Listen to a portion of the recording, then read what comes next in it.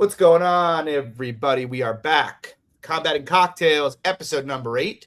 We're doing UFC Oklahoma City. Kamaru Usman taking on Dricus Du Plessis. Kind of a shitty card, honestly, if we're going to be completely honest. I actually, Lags and I, earlier, went through the next couple cards. We got some rough stuff in front of us, is all I'm going to say. They really seem kind of checked out, the matchmakers. They're really embracing that summer being dead for sports, I guess, even though one would think this is their opportunity, but I don't know. You have any thoughts on that?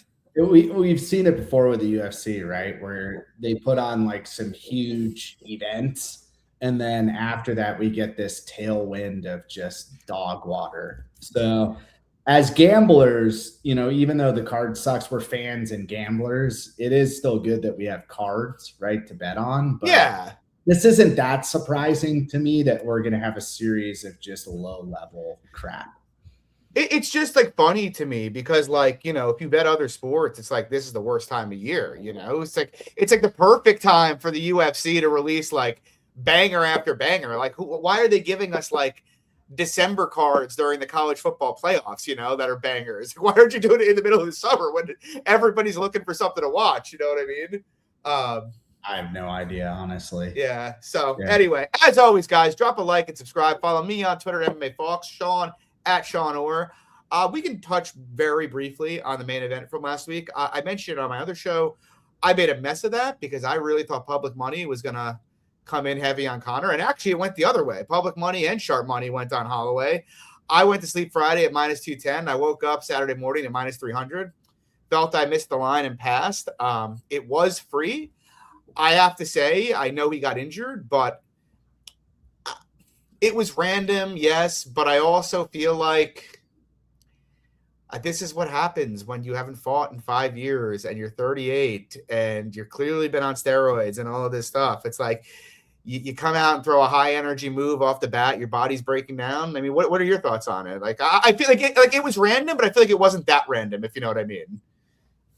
Yeah, I saw a lot of like talk about it, and of course we live in this world now where everything is a conspiracy, right? So everybody's convinced, he came in with this pre-existing injury. Maybe he had like a partial like structural damage. It's possible, but to pretend like Conor McGregor, a guy who is worth what he is and is who he is, would come in with like a major injury is just ridiculous. So off the bat, that's the main thing I want to say. But the other thing too is people are like, how could this happen? You touched on, well, he's old, but also I haven't heard a single person mention how he completely fucking missed with the kick. Yeah.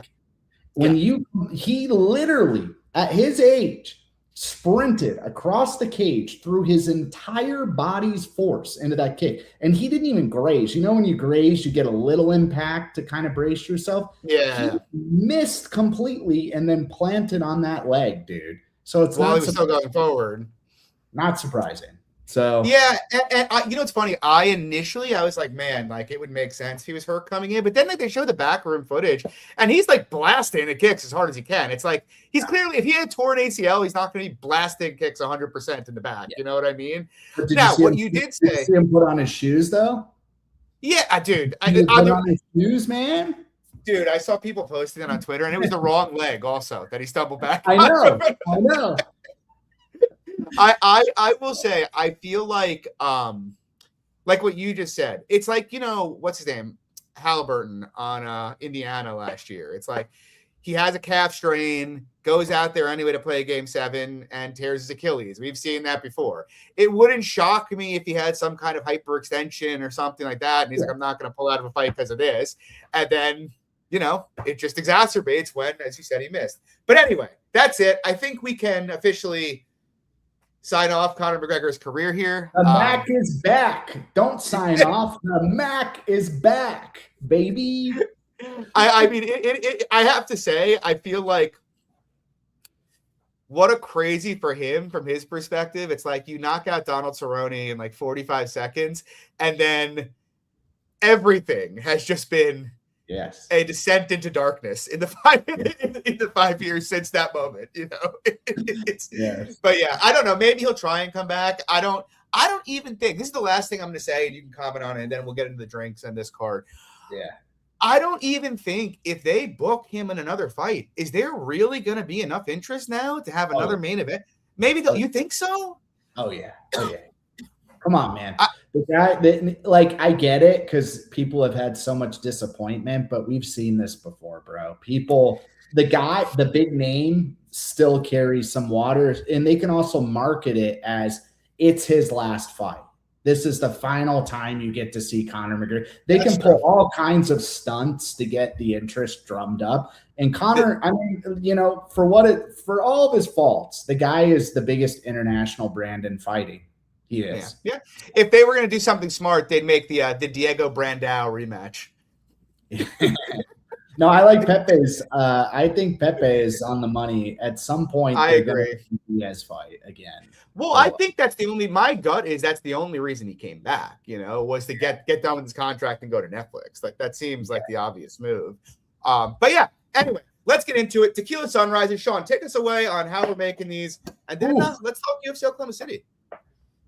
Yeah, this is a famous drink in Oklahoma City, the Tequila Sunrise. They invented it. It's 2 ounces tequila, 4 ounces orange juice, 1/2 ounce of grenadine. So let's go ahead and kick into it here. The tequila I have is actually going to be a mezcal. It's the same one. It's Mi Mama Me Dijo. I'm boring. I stuck with Casamigos. Casamigos. No, it's not boring. That's just that's a classic now, right? It is. I'm like debating. I'm like, the thing is, like, if I was just making a mixed drink, I'd probably just get a worse tequila. And I was debating doing that, but then I'm like, it's just gonna sit at my house. Like, I'm not gonna make this by myself. I'm not gonna drink another tequila straight. Casamigos, I will. Well, this is like, it's one of those high-rated mezcals at Total Wine or whatever, but it's not pricey. There's nothing like terribly interesting about this mezcal. So mezcal is good stuff, though. Oh, it is, dude. Have you been to any of those like mezcal bars in Vegas or Los Angeles? I have been to 2 like tequila museums, they call them. They're really just like the equivalent of like a winery in Mexico. But I've been to a couple of them where they let you taste whatever's there, and they got some interesting mezcal. They got like the worm and shit. It's oh hell yeah. Eating the worm, I learned in Spanish. I have not done that. When I was in Spanish class in like the 7th or 8th grade, they're like, yeah, eating the worm is like the highest honor. It's supposed to be good luck, right? Oh, no, I'm not eating it. No. Yeah, there's a mezcal bar I've been to in Vegas a couple times. It used to be one of those, hey, this is a secret. It's called, but it's not really anymore. It's called Ghost Donkey. Where is it? It's actually kind of hidden. So it's I believe, in the Caesars food court. Like literally you're walking towards like a bathroom or a closet. And it's like within. I've been to Caesars like a million times in Vegas. It's hidden. I think it's Caesars or like Cosmo or something. So is it like the Cosmo secret pizza? Is it like that? Like, kind of off the beaten track?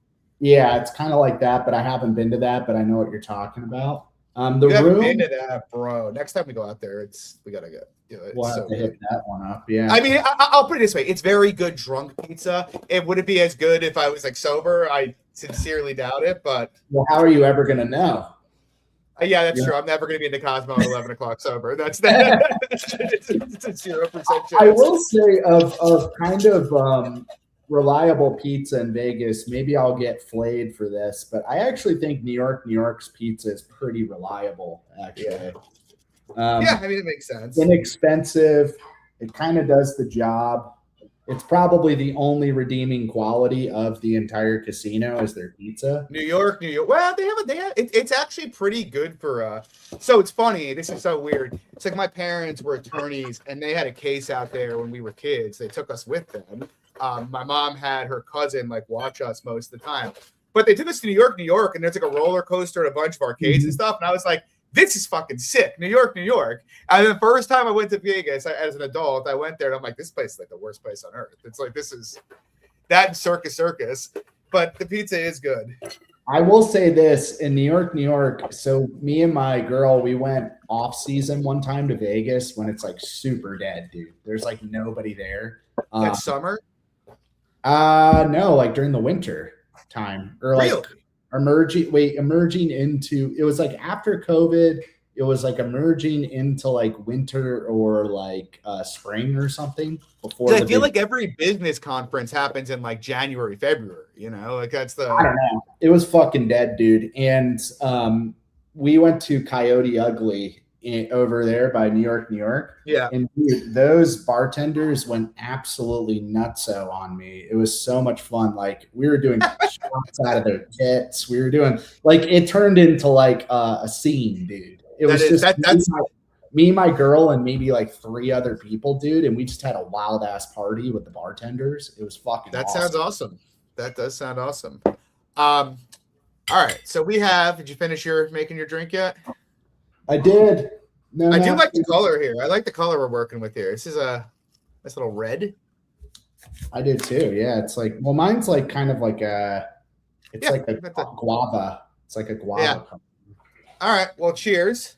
Cheers. Let's see how this goes. Pretty good. All right. Let's dive into UFC Oklahoma City. You start. I don't know. Tell me one of the fights you want to talk about. You want to talk Bashi or you want to talk Hooper? Oh, let's do Hooper fight, right? All right, take it away, because I have a different opinion than you on this fight. But all right. So this is all boiling down to line for me. I mean, what is the line even now? Because I bet this now it's gone up. It's 425 Hooper right now. Oh, really? Mm-hmm. Okay. Wait, I bet Mitch like 320 or 325 or something. Yeah, so it's about there. Okay. Because it came down to like Mitch 275, and now it's moved back up. Oh, okay. So yeah, this is pretty straightforward for me. Hooper, I have bet against him and won some money. I bet on him and won some money. Realistically here, Hooper is the better fighter. I think everybody knows that. I think he has a more diverse skill set. He's also excels at one thing better than Mitch excels at anything, right? Yeah. So he's a justified favorite. I mean, at the end of the day, Mitch is kind of just a fitness junkie, bodybuilding, former drug addict kind of bot. Meathead, yeah. So, that said, though, he does have some interesting openings here. First of all, I think it's fair to say at this point that Hooper is like when he actually gets tagged on the feet, I think it's fair to say that like he's no longer as durable as previously thought, you know, because he used to take some hellacious damage and that was kind of his whole thing. But I think at this point you have to question. I think he's fighting a little differently than he used to. I think a lot of damage has accumulated in his young career. So at this point, Hooper is sort of a liability on the feet when he's in these exchanges. That said, Mitch Ramirez is not a good boxer. So the way that Mitch Ramirez wins this fight, in my opinion, is to break Hooper down with some leg kicks. And I think that this is very available, and Mitch has shown he does this, and he switches stances, and he kicks very fucking hard.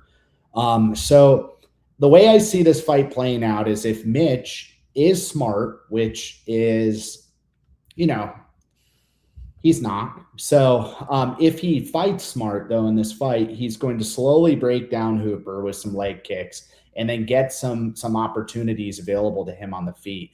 I think the best Hooper performance wrestling I've seen is against Clay Guida. But overall, other than that, I have not seen very good wrestling out of Hooper. So I'm not terribly concerned that he's just going to like ragdoll Mitch. I am concerned that Mitch Ramirez will engage the clinch because he does. So he's probably going to put himself into some trouble here. But overall, I think that this line, honestly, given Hooper's issues, I think that it's probably fairer at like minus like 250 for me, or like minus 225. Okay, that's fair. I was gonna say, because I don't think it's a I don't think it's a minus 150, minus 120, No, type spot. I didn't like bet the house on this. I bet Yeah. a one unit bet on Mitch Ramirez at plus 320 or 325. I forget what it is. I'd have to look at it. And I think that it's a justified play. Yeah. I also think it's one of those ones where, everybody says this on every show, but I do think that it's a pretty volatile fight where I think monitoring it live is going to be very beneficial. But to be honest, John, is it really that crazy to think that Mitch Ramirez could put on a Peter Barrett performance? It's really that crazy. It's not crazy at all. Like, I don't think Lance Gibson Jr. is particularly skilled, but the one, and honestly though, if you're missing that, felt real bad. But like, I kind of felt like, all right, I just caught the Hooper fade. I had Hernandez like plus 350 against him. Like that was the perfect spot. But Gibson, Gibson's hard to wrestle. He's a really hard guy to wrestle. And guys who are hard to wrestle, Chase Hooper will not be wrestling, period. In the UFC, I think we can agree on. He's just not a physical enough or skilled enough wrestler to take down reasonably strong defensive wrestlers. Could Mitch do that and pull that kind of game off, or pull what Hernandez did off, where it's like sticks to the outside, kicks, picks his shots? I think he has the skill to do it.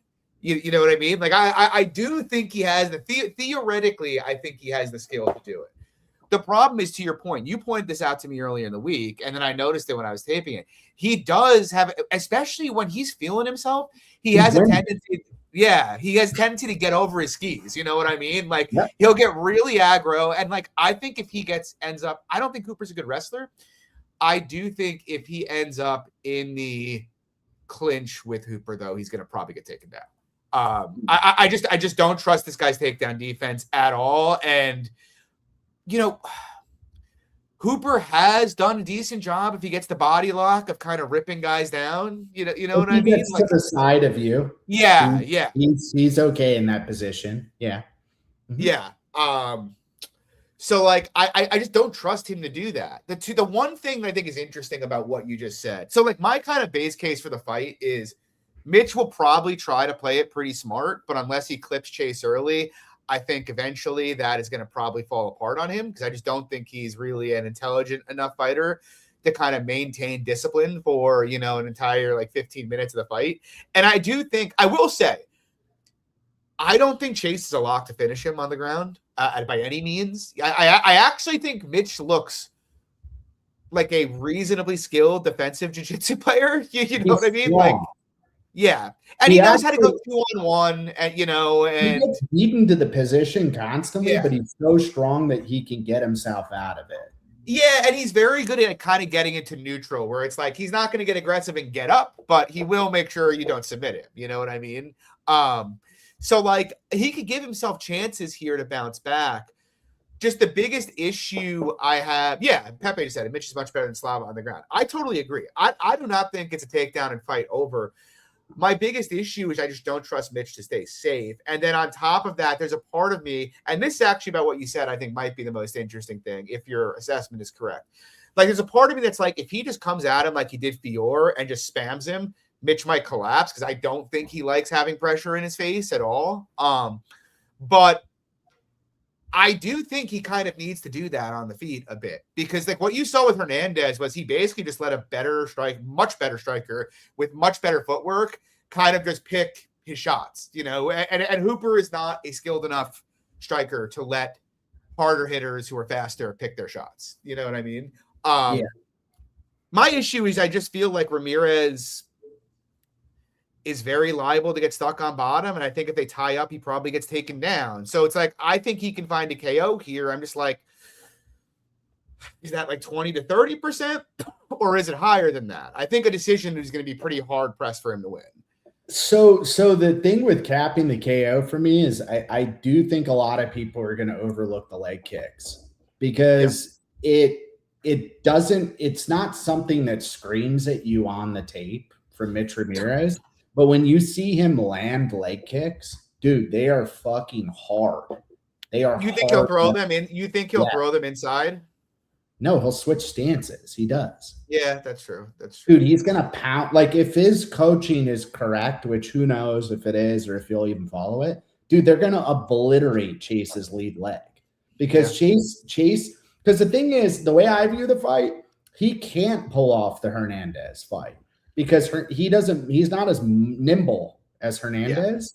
He's not as nimble as Gibson. So like basically, what he has to do is he has to kind of bully a little bit. He has to move a bit, but he needs to bully with the kicks. And then once you kind of got to do what Steve did, put hands on him, but not get too close, that's like the thing. Yeah, be smart about it, realize your own mortality, but realize, dude, to be honest with you, Chase, he's mortal. He's very mortal. Oh, he's very, dude, I got to say, it is getting almost badly concerning at this point. Like he won the fight clean, but like, the one shot Daniel Tamer landed against him in his debut, like hurt him bad. Like Caceres hurt him bad. Now he's been knocked out pretty viciously 3 times. He's got a short career, dude. Dude, a very short career. I mean, dude, I'm looking at this right now because I obviously didn't go that far back in the tape, but he's been knocked down 7 times in the UFC, and he's 27 years old. Like that's a. But here's the thing: you're not. Those stats don't even show. A lot of these earlier fights, dude, he was taking hellacious beatings. Oh, dude, his Contender Series fight, he got fucked up. Yeah, a couple of his regional fights before he kind of took over. You're right, and didn't Caceres kind of fuck him up too? Didn't they? Oh, Caceres wrecked him. That was ugly. That was ugly. I remember I had I was so naive back then. I put a full unit on Hooper sub 1 in that fight. I had like plus 1,200. I was like, oh my God, I'm getting like an even money bet here for free for a full unit. Like Caceres just destroyed him. It was. Yeah. That's I mean, off the tape when you're. No, I made the mistake. Yeah, I was very new to it, and I was like, Hooper, all the hype. It's like Crow Gracie took Caceres' back. Why can't Hooper? Yeah, exactly.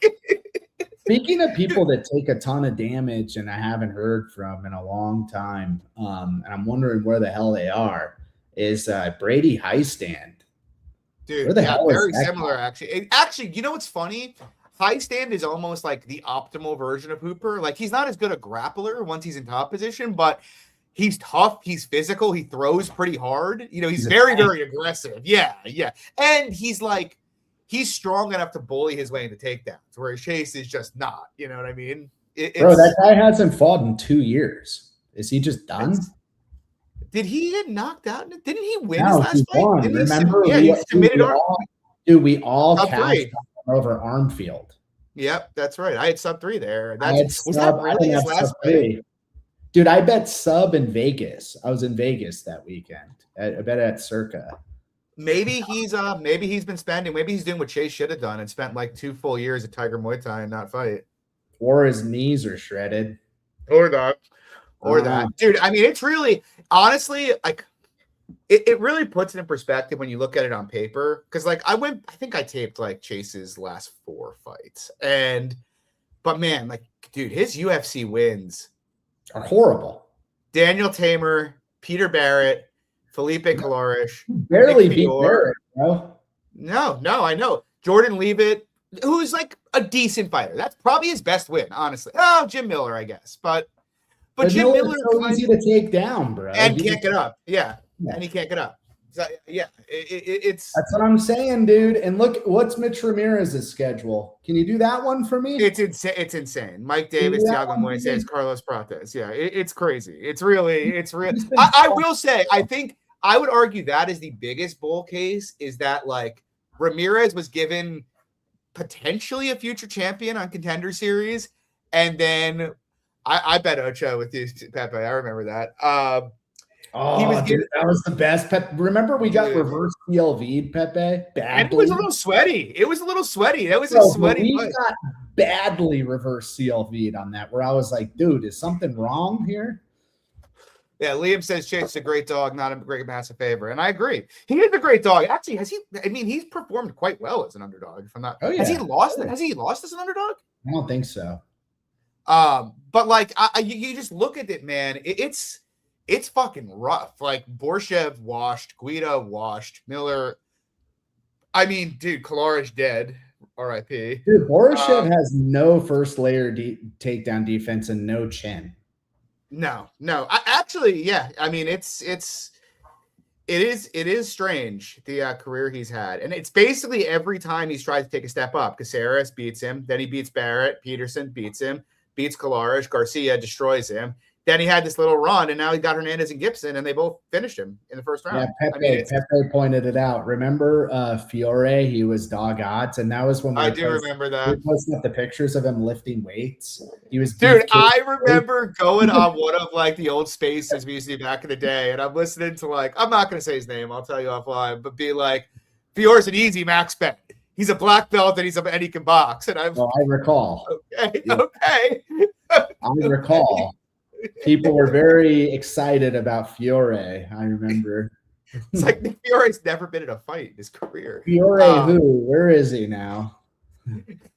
But anyway, all right. So you like Hooper here. What are your thoughts on? No, I guess not Hooper. I'm sorry. Ramirez. Yeah. What are your thoughts? I'm assuming you like Ramirez. Your thoughts on like the overs and goes the distance? Probably not too keen on them. I don't have too many. I just kind of saw the money line was wrong. What is the line on the total? The total, I believe it's 1.5, and it's minus 145 for the over 1.5, and it's plus 200 for plus 210 for the goes the distance. I mean, I would say probably over. Yeah, I think so. Because Mitch's sub defense is good, so it'd be all predicated on a Mitch KO one, and I actually think a Mitch KO is a late KO, if anything. Yeah. He breaks you mean just attritionally breaks him down? Yeah. I do wonder at what point Hooper kind of gets to the point. Because, with all of these guys that go through what he's going through, eventually they get to the point where they're just completely gun shy, like Nikita Krylov, pretty good example, where they just don't have the same kind of dog in them. And I wonder when we get there with him. Hopefully not too soon. But also, I mean, he seems like a good kid and a smart kid, and at 27 years old, you'd hate to see him end up with CTE because he decided to continue to pursue a career that was never going to work out the way he wanted it to work out, I agree with you, dude. They really should be like, he really should just be doing jiu-jitsu. I don't think he's a good fighter. No, he's a fucking smart kid. Go get your fucking degree. Do commentate, do content. He'd probably be pretty good he is good at content. You know what I mean? Like people love him. Ben Davis, except he could actually win MMA fights, like that's the one. Anyway, what should we talk about next here? Do we want to talk about? Let's talk about Bashi. Give me your thoughts on Bashi. I love this fight, dude. Let's take another drink. Hold on. Oh man, we're gonna make another one. All right. Mm-hmm. No, what are we talking about? You said that with such like a question. Well, I hadn't finished this one, so I just guzzled it for you. Good, thank you. I might do a double. Really mix it up here. No, this is a great fight, honestly. I can already see Chad clipping me saying I just guzzled it for you. Yeah, now it's definitely gonna happen. I'm screwed now. He's gonna send it to your girl. She won't care. I'm in a highly liberal household. That's allowed. All right, we are. Oh shit! It's supposed to be double the amount of orange juice as tequila, right? Yeah, it's 4 ounces, 2 ounces tequila. This might be too many ounces. I might have made a mess of this. This is. How many ounces did you do? I don't know. Mistakes have been made. That's all I can say. Too much orange juice or too much tequila? So I was gonna do a double, but I wasn't thinking about the fact that it's 6 ounces, and I don't know that my glass is going to accommodate 12 ounces. I mean, I guess we're gonna find out, but You know what's foul is grenadine. Grenadine's not bad. Bro, this shit, I'm looking at the ingredients on this. Oh, RFK warned me about this red 40. It's in it. Not feeling too good about myself. Is it bad for male enhancement?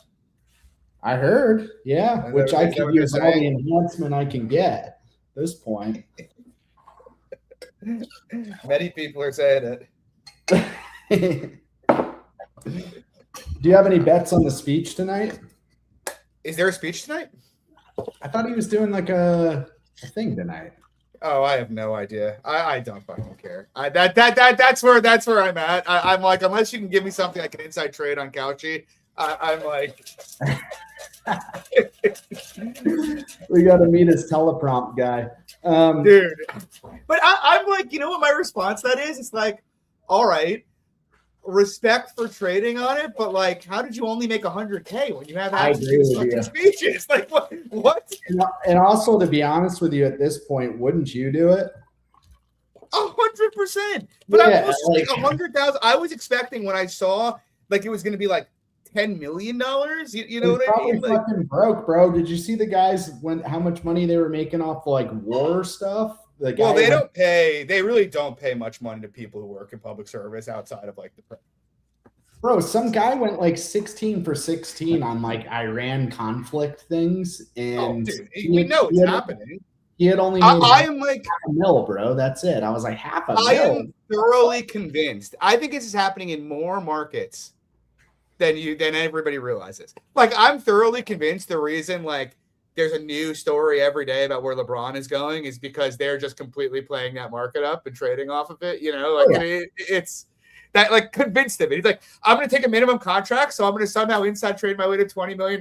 You know, before I say to take that contract. Oh yeah. So like, you know, I worked in the movie biz somewhat, and they were way ahead of the curve on a lot of this stuff, bro. They were astroturfing, like PR firms could astroturf Reddit so easily. This was back in like 2009, bro. They just create accounts to create like fake sentiment and shit. Like that's forever, dude. You better believe gamblers are doing it, dude. You kidding me? All right. Austin Bashi, let's talk. Because I initially, my initial run through the tape was like, I don't really know how to think about this. I went back through it again this morning, just because I'm like, am I overrating Bashi? And actually, I came away with, I think I might have been underrating him a little bit. I actually think the Christian Rodriguez fight, and I'm curious your opinion on this, but I think that was a remarkably impressive performance for a 23-year-old debutant. You want my opinion now or later? Give it now. He was 1-1 going into the third. Everybody and he didn't really guess out either. He kept pushing, you know. And by the way, at the end of the first round, he hit a pretty nice takedown on him. So I mean, he fought pretty well, I would say. So I mean, Christian Rodriguez, you know, that camp is designed to beat guys like Bashi. I mean, Christian Rodriguez might be the singular best scrambler and counter grappler in the UFC. Oh, his sweeps and scrambles in that fight were so fucking good, dude. Yeah. The problem I have with that fight, though, is that Bashi looks smaller than him. He did. He's going to be very small here, and the thing is, he looks like he has. You know, I think he actually, like, honestly, if he hurt Delgado, I wouldn't be shocked because Delgado is so easy to hit, and I do think he swings with intent, but he's so easy to find. And like, you know, Christian Rodriguez was like, it was like he was like crossing him up in basketball, just fainting him out of his jockstrap the entire time they were at range, you know, every time, and finding easy shots. And like, I do think while they're at range, Delgado's going to find like very, very easy damaging blows here. Let me ask you a question then, to the point of the Christian Rodriguez fight. How much space within this fight do you think Delgado is going to be putting Bashi on the back foot versus Bashi putting Delgado on the back foot? I don't think he's gonna. I don't think Bashi's gonna really accept getting put on the back foot all that Okay, much. so that's a huge part of this fight, because if you look at the Rodriguez fight, I think the part some people might be missing a little bit is like Rodriguez did a very, very fucking good job of putting him on the back foot. And Well, a lot of that was scrambling up, though, turning him, disengaging. You know what I mean? Mm-hmm. It wasn't like he was pressuring on the him. front foot. He did fine. Yeah, I do think, you know, if Delgado's able to scramble up and disengage and land some power shots, he might be able to get him. I shouldn't say might. He will be able to get him on the back foot. But like Bashi in almost every fight, like he typically comes out like a house on fire. You know, when he fights guys with a striking edge, he goes right at him, which is kind of what now. I don't want to put too much stock in this because the fight was like 4 years ago. But it's like what Chris McCott did to Delgado. Like, basically, from the opening bell, he was just like, I am giving him zero space in this fight. That guy's a better wrestler than Bashi. Much better. I mean, McCott was like a sick college wrestler. Yeah, he's a very, very good wrestler. Yeah. Bashi is a very good I think that Bashi's control might be a little bit better, though, to be honest. It is. He did, like, I really was impressed with how long he was able to kind of hold the standing back take against C-Rod, you know, and he was able to kind of lock down over his neck with up from that position. But yeah, I don't know. I think it's a weird fight because I do think there's gonna be some dicey moments potentially early in the fight. At the same time, I am like, unless he gets instantly knocked out, I'm like very confident Bashi's gonna take Delgado down. And I think when he gets his hands around him, it's gonna be very, very difficult for Delgado to just disengage. Like, I don't think he pummels better than Bashi does. Like, that was one of the things against C-Rod that really impressed me, is that like anytime C-Rod got him to the feds, even when he was tired, he was able to kind of out pummel him and turn him. And I think if it extends, I think Delgado's going to get tired, honestly, if the fight extends. And I think as the fight gets later, it's going to get easier and easier for Bashi to kind of assert himself. The question is just how often does he either get hurt bad a couple times here or knocked out? I'm curious what you think about it, because it's a very interesting dynamic. So I'll just say my thoughts on the fight. So like, I've thought a lot about this fight this week, more than any fight. I've been thinking about this fight. You said you taped it twice. I didn't tape it twice, but it's one of those fights where, you know, you're in the shower and you're trying to picture like all the different ways it could play out, like one of those. So for me, I kind of have landed on trying to look at this fight in an entirely different way outside of the actual fight itself. And I'm just looking at career projections on these guys. Yeah. So I think both guys are going to have very, very good careers, you know, solid careers. But, you know, when you've got two guys that are prospects, because they're both prospects, they're both going to be in the UFC doing things, right? So it's that classic setup fight where the UFC actually did good matchmaking for once, right? Where it's like, hey, let's see who's going to be the better prospect right now. It's really fun. But I have to project the careers here because I think it matters a hell of a lot more than actually analyzing the individual fight. And if I have to project careers between the two of these guys, I think that Bashi's skill set tends to lean towards having a more successful career. Yeah. So like if you're thinking about like betting on these guys, a Delgado bet is almost entirely predicated on the idea that like Bashi potentially is not ready right now and he's going to be able to hurt him and catch him, right? That's the bet, right? I don't think anybody would argue that like Bashi isn't going to have an amazing career with his skill set, right? Like that'd be a strange argument to have. So if from my standpoint where the line is, because it's like pick 'em, right? It's dead pick 'em right now. Okay. So from my standpoint, thinking about this more and more, and I'm waiting because I think some Delgado money will come in. I'm kind of guessing, but I think it will. From my standpoint, if I'm looking at it from like a betting angle, like an investment angle, I have the opportunity to invest right now in the possibility that the guy who I think is going to have a better career has made the adjustments that he needs to make to win fights. Because I see some clear flaws in Bashi's game. I don't think that he has, he gets positions with his takedowns, but his finishes are not the best. That's not to say he isn't a good wrestler, because he has wrestled for years. So he knows how to wrestle. It's just some of these finishes on his takedowns aren't the best. But then you see that one takedown at the end of round 1 on C-Rod where he just tosses him over a hip. And you're like, you see that the skill is there. Like if he's able to put it together with the amount of output he has, his output is so extreme that if he can kind of resolve some of the issues he has with his finishing ability on his takedowns, I think he's going to be a pretty big terrorist in the division, honestly. So you have the opportunity here to remove the fight itself, right? So just remove the matchup and just go, okay, and just think about Bashi. If you believe that like his output skill is generally the type of skill that wins a ton of UFC fights, and you have the opportunity to go, it's possible that I'm going to get a pick-em price on a guy who's very young and finally made some adjustments, in his game. Yeah. The output's going to be there, and I believe that his career is going to be pretty successful. And I'm going to get him at pick-em, whereas in future fights, he's probably going to be like a minus like 300 fighter in a lot of these fights. So that's the way I'm viewing it, and I am going to end up on a Bashi bet. It's just I'm sitting there waiting, but I think he should be the favorite, personally. Well, yeah, if I was to ask you, not to say he's as good as them, to make one comparison to an active UFC fighter, who would you compare Bashi to? Merab. Same thing. And the thing is, if you go back to like, how about this? Movsar. Or yeah, and I don't think he'll be as good as either of them, to be clear. He won't be.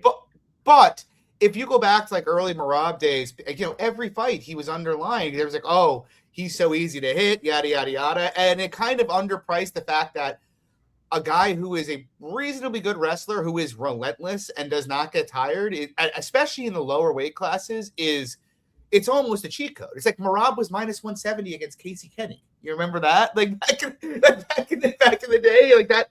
And like that was something I thought in my head today. I'm like, well, he could turn into a fight where Delgado keeps getting up, but he can't break hands, and you just have Bashi basically just throwing him around in the clinch for 3 rounds. You know what I mean? Almost like, and it slowly breaks down the stretch, almost like Corey in round 3 last week when he was injured and tired, and then all of a sudden the takedowns are coming very easily from Ario late in that fight. And like Delgado, it's funny because I actually am pretty high on Delgado, but at the same time, it's like, we've seen him step up in competition and have a reasonable degree of success, but he also lost to Nathaniel Wood. Now, I thought he won that fight personally, but like, he was very easy to find in that fight. He got tired. Andre Fili, that fight should not be fighting that competitively with Andre Fili. And it bothers me. So the thing I went back through today, all I watched was the Makkat fight, the Juarez fight, and the Fili fight. And the way he feeds his hips to guys when they shoot on him is just like, he doesn't have very good reactive instincts. You know what I mean? It's like he gives he comes forward. He doesn't stay back in his stance. Like when he's swinging, he's going forward at you, and it's pretty easy to level change into him. Like I do think he could time a knee on Bashi, like kind of how C-Rod did. But if he doesn't, I think he's going to get taken down. Hold on, though. You just brought up a point that kind of bolsters the Bashi side. How did Bashi do when he took some crazy shots from C-Rod? Yeah, he ate it. He just ate it. He ate it and took it back. That is such an important note to have, where it's like, okay, like the guy literally took a flush in the face, full force. And it's like, you don't really see a guy like that guy, Bashi, who's been dominating on the regional scene and all the fights he has. You don't have those data points, right? And then you get the data point. You're like, okay, he's not like some fraud who like just keels over when he takes a knee. So you kind of know the guy's tough, right? So that's a huge point, bro. Like he can take the damage. Yeah, I mean, that's my thing. It's just like, if you were to like just give me their fighter profiles and tell me one guy is really a really dangerous offensive striker, but he's easy to hit, you can take him down, and he can slow at high paces, and the other guy is also really easy to hit, but he's going to shoot 20 takedowns and not get too tired, I would just that information, I would make the takedown guy like minus 150, knowing nothing else. You know what I mean? Not even seeing him fight. Yeah, and I feel like that's where I am. Like, I'm hoping Delgado takes money. I will say the only thing that kind of spooks me about making a Bashi bet is, like, I hate doing this, but it's like the market's been like the market had Delgado like minus 170 against Nathaniel Wood. It had him like minus 500 against Andre Fili, and now it's like he's fighting Bashi and he's pick him. And I'm like, is it recency bias because he lost to Wood and fought Fili too close? But I don't think so. I think the logic is fairly sound here. What's Bashi's like floor case? For me, it's like, to be honest, and this might seem crazy to some people listening, to me, his floor case is Ricky Simone. Yeah, I actually literally said that to Gambas today. I was chatting with him about it, and I was like, why didn't you have me in that chat? What the fuck? He was asking what I thought about it. I was like, Bashi, I would compare him to Merab. He's probably never going to be as good as Merab, but it's like anywhere from like Pete Covington to Merab to like Ricky Simone. And that is like, if Bashi does not wind up winning like 10 plus UFC fights and getting ranked at some point, I'll be shocked. Like, literally shocked. Something will have gone wrong, in my opinion, in his career. I agree. Whereas I think Delgado is going to get ranked, but I think Delgado is going to be a guy who, like, he's going to be the kind of guy who he knocks out a couple strikers he's really not supposed to knock out, but also probably drops the ball. Actually, the irony is he's more dangerous than Fili, but it's kind of like, you remember Fili early in his career, everybody was waiting for him to take the next step. But it's like, no, Fili's good. He can compete with guys who are better than him, and he's going to lose to a lot of guys who are worse than him. You know what I mean? Well, hold on, Pepe. Did Ricky always have good hands? Ricky's hands are pretty recent, man. He didn't always have decent hands. Well, but I mean, Bashi's also 25. He's so young. Yeah. He's super young, and he's if you have to project them, Pepe, because I know you like to project guys too. Like, the skill set alone of what Bashi's able to do output wise is kind of insane, man. So that base, if he gets in the gym with a pretty decent system where he's learning hands, is it really that inconceivable that he could achieve a Ricky Simone level of striking? You know what I mean? Like, Ricky, I would even that high level. He's just competent. Liam said, in my humble opinion, Sierra has some of the craziest timing and intercepting knees I've seen watching. Yeah, and the one thing is that's impressive. Like, honestly, like him taking C-Rod's punches, I don't care about because C-Rod's got pillow fists. But like, I don't care who you are. You eat a fucking flush knee while you're trying to change levels. And that's also with a lot of guys who theoretically who could be in the mold of a Kabashi or a Merab or a Covington. A lot of these wrestlers, they just, at the first time they face adversity, they just fucking crumble. We've seen it time and time again. And he didn't. But anyway, yeah. So like, I'm with you. I think Bashi should be in like the minus 150 range, minus 140, minus 150 range personally. What a fucking fun fight though, right, dude? It's a great fight. It's very well made. Shit. There's a great fight, right? All right, so hold on, real quick. Since we're not doing a normal breakdown show here, so I'm going to tell you what I think are good fights. The main event, good fight. McMillan Montes should be fun. This one is awesome. JPL is at least interesting. I don't know. I feel like it won't play out as a good fight no matter who wins it, and Guzzi and RJ Harris, good fight. It is a fun fight. That's a fun fight, yeah, for sure. Should we chat main event? Let's do it. You start this time. Yeah, I like Usman. I am maybe not giving like, it's possible that I'm underrating the age factor here, but like the biggest, like, my heading into tape, before I taped it, I was telling everybody, like, I'm not betting Usman, no shot. And then I taped it, and it's like the biggest thing for me wasn't that, yeah, Pepe just said Ezra Elliott, Damian Anderson, good fight. And I agree with that. I taped that today. It is, yet, but I've heard it's worth looking at. Yeah. The thing is, like, the biggest concern for me pre-tape was like my recollection of the Buckley fight was that things got real ugly late in that fight. And I'm like, man, 38, maybe he doesn't have like 5-round grappling cardio anymore. But honestly, watching it back, I was actually like fairly impressed with like the entire fight. Like he basically, on the feet, his timing is not as good as it was in his prime. Like that you can see. And, I don't know, but like his physicality seems all still there. Like the way he like tossed Buckley around, and honestly, even his entries were as explosive and as fast as I could remember them being in a few years, to be honest with you. And so I actually was not all that put off by it. And it's like I go through tape and, the one thing I worry about is like I have been perpetually, with the exception of the Darren Till fight, I've been perpetually wrong on Dricus du Plessis fights for his whole career. Like the guy's game doesn't make sense to me, how he's been this good, and he just keeps winning fights. And sometimes I just got to acknowledge that I can't cap them. But what I can cap is I remember the Hamzat fight, and I remember saying before he's going to get fucking mauled here. I don't even care about the cardio. Like, there's enough tape of Dricus on bottom to say Hamzat will take him down even if he's tired, and he will control him. We had the Brad Tavares fight. You had the Derek Brunson fight. You had Darren Till have moments on top of him. None of it looks good. You had Trevin Giles have moments on top of him. And I still feel that way. I've seen nothing to make me think anything materially different about his grappling game. And yeah, I worry about Usman coming up in weight, but we got a sample of it on 5 days' notice when he was still a welterweight, fighting Hamzat and holding up pretty well physically in that fight, to be honest. Now it's like he's had a year off, which frankly, to be honest, I actually like the year off for a guy who just turned 38 years old, instead of him taking like fights every 3 or 4 months. And now he's in a full camp to get to middleweight. He's got the same reach. He's only an inch shorter than him. I actually expect when we see them face off, the size is going to be almost imperceptible between the two of them. And I'm just like, I don't see, like, I'll put it this way. There's no way Usman has worse cardio than Dricus does. That's like Dricus' cardio is better than what people gave him credit for early in his career, but there's no way he's got better cardio than Usman. And it is possible that Usman has significantly better cardio than him.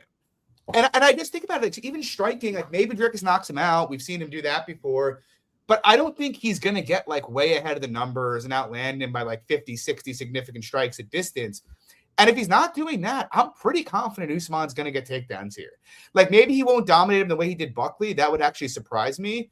But if he like got 7-8 minutes of control, I think he wins the fight. And so I think you have to price in regression for Usman with another year away at his age, for sure. Dricus had some time off since the Hamzat fight. He's much younger. I just can't get past like Dricus like 55% here, though. What do you think? Like, do you think that's reasonable? Do you think it should be like wider than that? I do think Dricus is going to look bigger than him. I'll disagree with you on that one.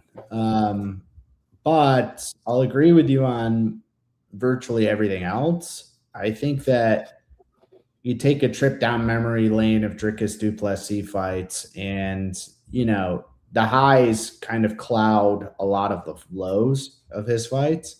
We remember like comebacks, we remember the crazy moments, right? But like if you watch like the actual totality of his fights, he's a very, very flawed guy, man. He's been flawed the whole time.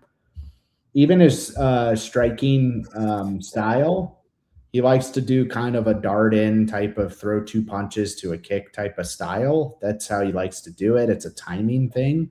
He has very good kicks, very heavy kicks. He's very awkward, but his timing is very much like dart at you.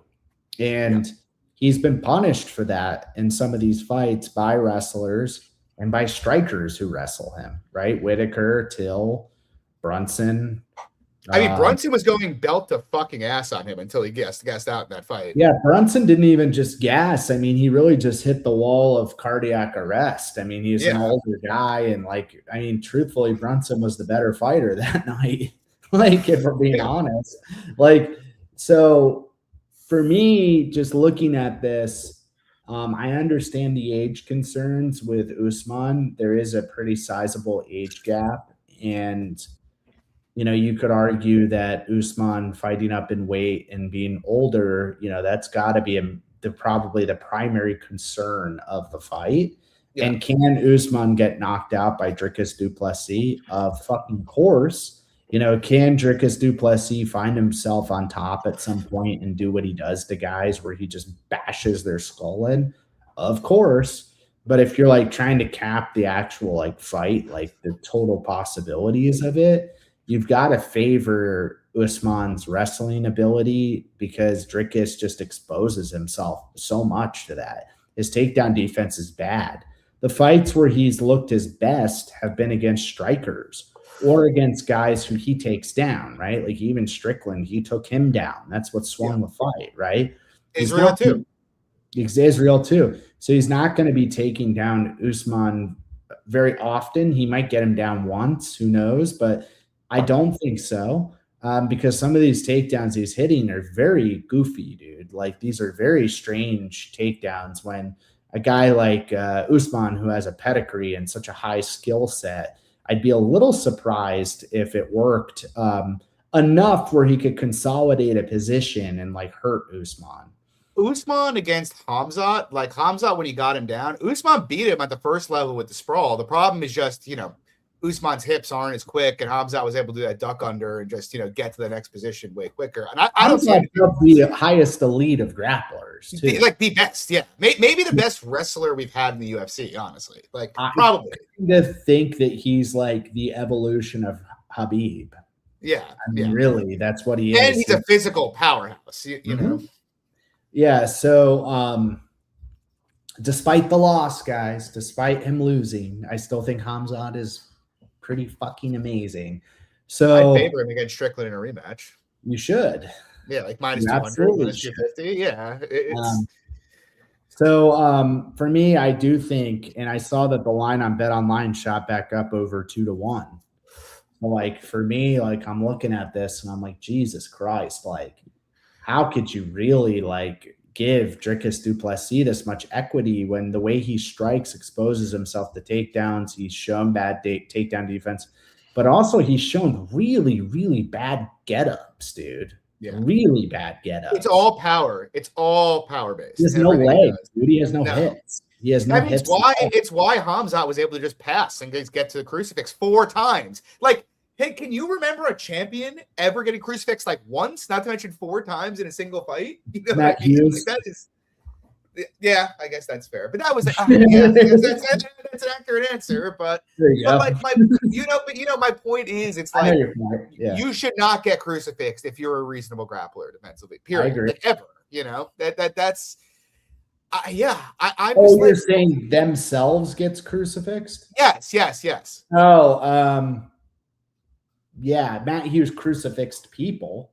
I don't know if he ever was crucifixed. I thought you were saying when he fought GSP, he got crucifixed 4 times. Did he get crucifixed in the second fight? I don't know. I'm not sure. I don't remember it. So I was like, all right, I'll take your word for it. Like that was, I expected Hamzat to dominate Dricus. And I expected him to finish him, to be honest. But I did not expect it was going to be like, get on top and I literally can just make love to you and you can't stop me. You know what I mean? Like Usman's not going to do that, but it's like if he just tries to like just get to a hip and power through Usman's just going to like, control the position. That's not going to happen. He's going to have to make space, Here's a problem though. Here's a problem for Usman is I don't think it's going to be as easy always as getting 1 takedown and it's the round. No. So I know he's shot like 12 plus takedowns in a few of his recent fights, and he usually has like a success of like 50% is usually. I think he shot 15 against Buckley, if I'm not mistaken. 13. Okay. Yeah, so 12. So let's just project 12 to 15 attempts, right? But we'll say that like 5 of those attempts are bad attempts. It's going to be like 10 good attempts at most. I don't think it's going to be quite as easy as like Dricus, especially early in the fight, as a beach turtle, because I don't think Usman is really like some amazing control artist. Buckley is a complete bomb, dude. He is heavy, though. He is heavy. If you make him work, you can get terrible. Buckley and Leon are both like kind of terrible at working their way up, if we're being real. So like those fights are kind of maybe shading. It's kind of clouding a little bit of it. So this is my only thing. Like, I still think Usman is the side, obviously, given his skill set. But my only thing is if Usman's not prepared to push it to that limit beyond that 10 good takedowns, he could have some problems because the way Usman strikes, I'm sure you've noticed, is he has that high guard and he's basically he's a jab merchant, bro. He's just controlling distance. Dricus is going to eat him alive with kicks if Usman can't project beyond that 10 solid takedowns. Like, it's going to be a problem for him in the later rounds, I think. So I agree, but it's also like one of these things where it's like, okay, I would be shocked if he does what he did to Buckley. But like Usman's true fights against Buckley was like minus 400, like literally like minus 400. I don't really see any way that that's his true price here. I'm expecting more like I think Drickus is going to have his moments here in this fight. You know what I mean? But I also feel like even on the feet, I agree the kicks could be a problem, especially to the body. But I don't think like if you told me Usman landed a right that hurt Drickus bad, I wouldn't be shocked. Like Drickus is very easy to hit. Yeah, I would not be shocked. And Usman carries like a fair amount of power. You know, it's not. But will you also agree that Usman almost entirely relies on that range? Because once the pocket collapses, he is completely fucking gone. He's swinging wide ass hooks. Yeah, and then once the pocket so bad, bro. It's actually interesting because the only time he'll throw a straight, even with or a cross, even with his right, is if he's got space to like dive into it. Like he won't throw it in exchanges. He never looks good in exchanges. He just doesn't. But do you think Drickus is? I mean, I guess he'll try to get him into big exchanges. But yeah, 100% will, bro. That's how he got Brunson. It is like, funny though because Drickus is not really much of a boxer. You know what I mean? Like he's really he will track you down and he will put together punches. That's how he got Bronson. Like because they were both technically kind of tired in that fight, but Drickus was the one who basically found the moment. Dude, that shit's so important. Like Drickus also has more balls than Brunson. Way bigger. He found the timing, bro. They were equally tired. Believe me. Like if you watch that final 2 minutes, they were both pretty fucking tired. But like Drickus basically found the timing in the moment to really start landing on him, and he went for it. Like you said, he has more balls. And then, dude, that totally shut Brunson down. Like Brunson basically kind of quit in that fight, if we're being real. Oh, 100%. You know what's funny? So I bet Brunson in that fight. And like even when they got tired in round 2, I actually vividly remember watching live and being like, I'm not really all that worried about it. Like if Brunson gets on, like I've seen Brunson tired and get takedowns. Like if he gets on top of him, he's fine. And he did well in that round, bro. Like he did fine. The problem is like Brunson is like he's actually a pretty smart guy. If you ever listen to him talk or follow his Twitter, the problem is like Brunson was always very happy. Like once things got out of his control, he did not like the chaos. Like he was always kind of happy to wave the white flag at it. Whereas Drickus is like, you know, even to his credit, round 5 against Hamzat, it's like he seems like he's drawing dead. He's fucking tired, and he's still going out there and giving 150%, you know, of what he has left, trying to win the fight. Gangster. Yeah, he is. He absolutely is. Now, I think Usman is kind of in that tier as well, but also like Usman's 38, Drickus is 32. You know, it's a bit different. Yeah, but I mean, to your point though, like it's not like Usman hasn't been there, done that. You know what I mean? Yeah. Brunson technically has not been there, done that. You know, Brunson was never a champ. He never took that next step.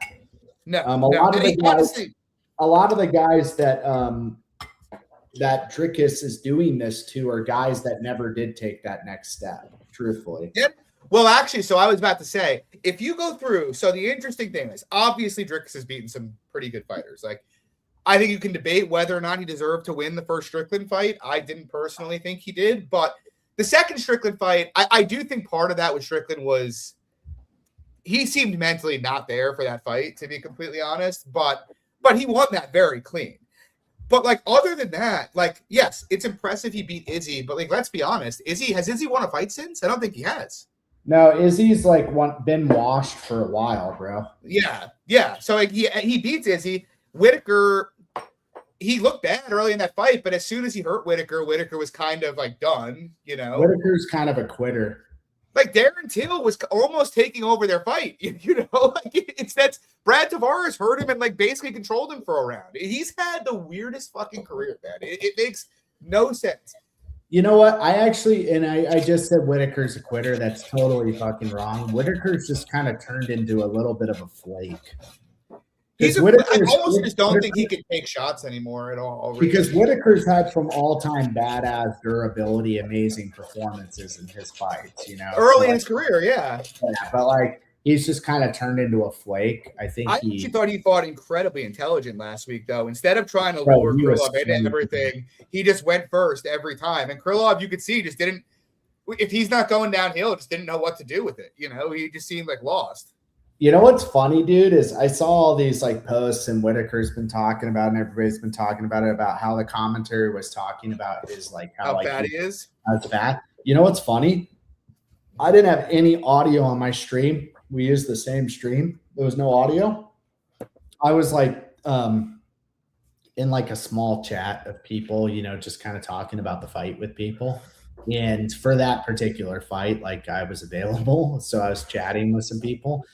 And I was saying the same thing as them. I'm like, dude, this guy looks fat as hell for this division, dude. But he's very smart, which is why he won that fight, honestly. I know, but it's just funny that people are like, oh, the commentary is so biased. It's like, dude, I'm seeing the same damn thing. Like, obviously, Whitaker's world class, right? He's smart, like you said, but like, yeah, I don't think this weight class is good for him, and I think we're gonna find a very good opportunity to fade it. I actually think he would have been better off retiring after, because like even the first round of that fight, while Krylov was like gas, he was throwing him around like a rag doll. You know, like you could see it's like I watched the first 4 minutes and I'm like, this is going to be so free. Like the size difference is just too much. And then as soon as Krylov met resistance, it was kind of just like he started getting jabbed and didn't know what to do about it. Just didn't know how to deal with the jab. And that was.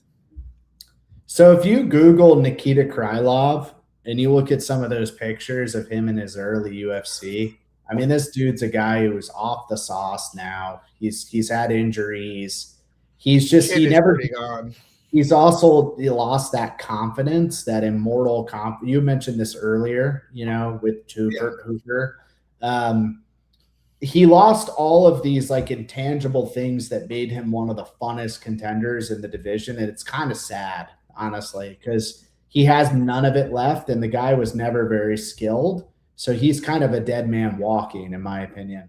I remember when he knocked out Gustafsson in England, and he just like, he literally, the fight started, bit the mouthpiece, and just threw everything he had. And I actually think if like he had come out like that with Whitaker, he probably would knock him out. I think like Jiri will, if he fights Whitaker, will fucking destroy him personally. Oh yeah, you know, just because I don't think Whitaker can deal with that kind of violence anymore. I think you saw it early in that fight. You know, even the Krylov clinching him up, he seemed very like overwhelmed is the best way to put it.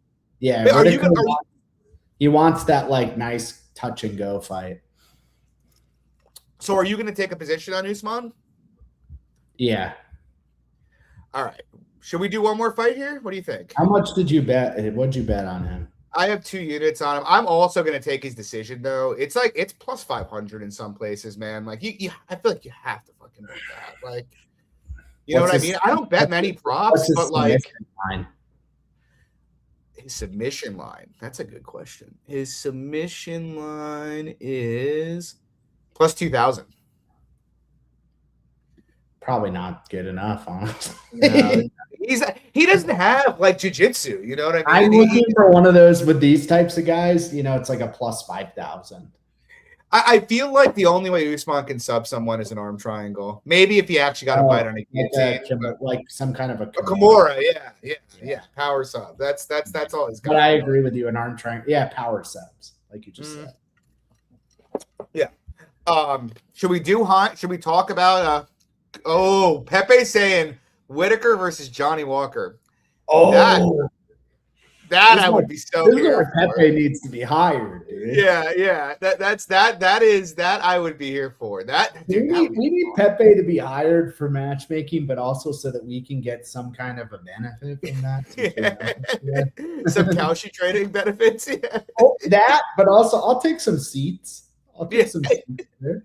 Yeah, dude, we do have to go back to the fucking Apex. That was so sick. We do, but I'm just so averse to Vegas at this point. I just don't have... Dude, Vegas is an overpriced turd. It is. I also don't have the energy at like 39. Like when we went, like you tapped out early, which is probably better for you. Because the next day after we were at the Apex all day, I remember we're like walking around the mall and I'm just like, God, can we just go back to the hotel? Like I just want to lay down. Like this is too much. I mean, the thing for me now is it's like I'm not chasing girls anymore. So yeah, it's sort of like I'm not trying to I'll fucked up like crazy every night or whatever, you know. I'll throw like 500 to play blackjack with my boys, like I did with you guys. But like the whole point of having fun gambling at a casino is like wagering enough where it can actually hurt if you lose. And I'm not gonna do that. Like that's just like you know. Dude, we had such a good fucking time though with the fights and betting on the fights. By the way, we also did well. Lest us forget on the PFL. Remember? I do. Wasn't that Francis? Cyborg over what's her face? Pacheco. We hit some bets, dude, where we were like, it was a sick trip. I would like to do it again. But I will say 2 nights is the perfect amount of time in Vegas. That is the perfect amount of time. Anything more than that is too much. It is. I agree with you 100%. You know what else was cool too? Is Narco did kind of hook us up with the host.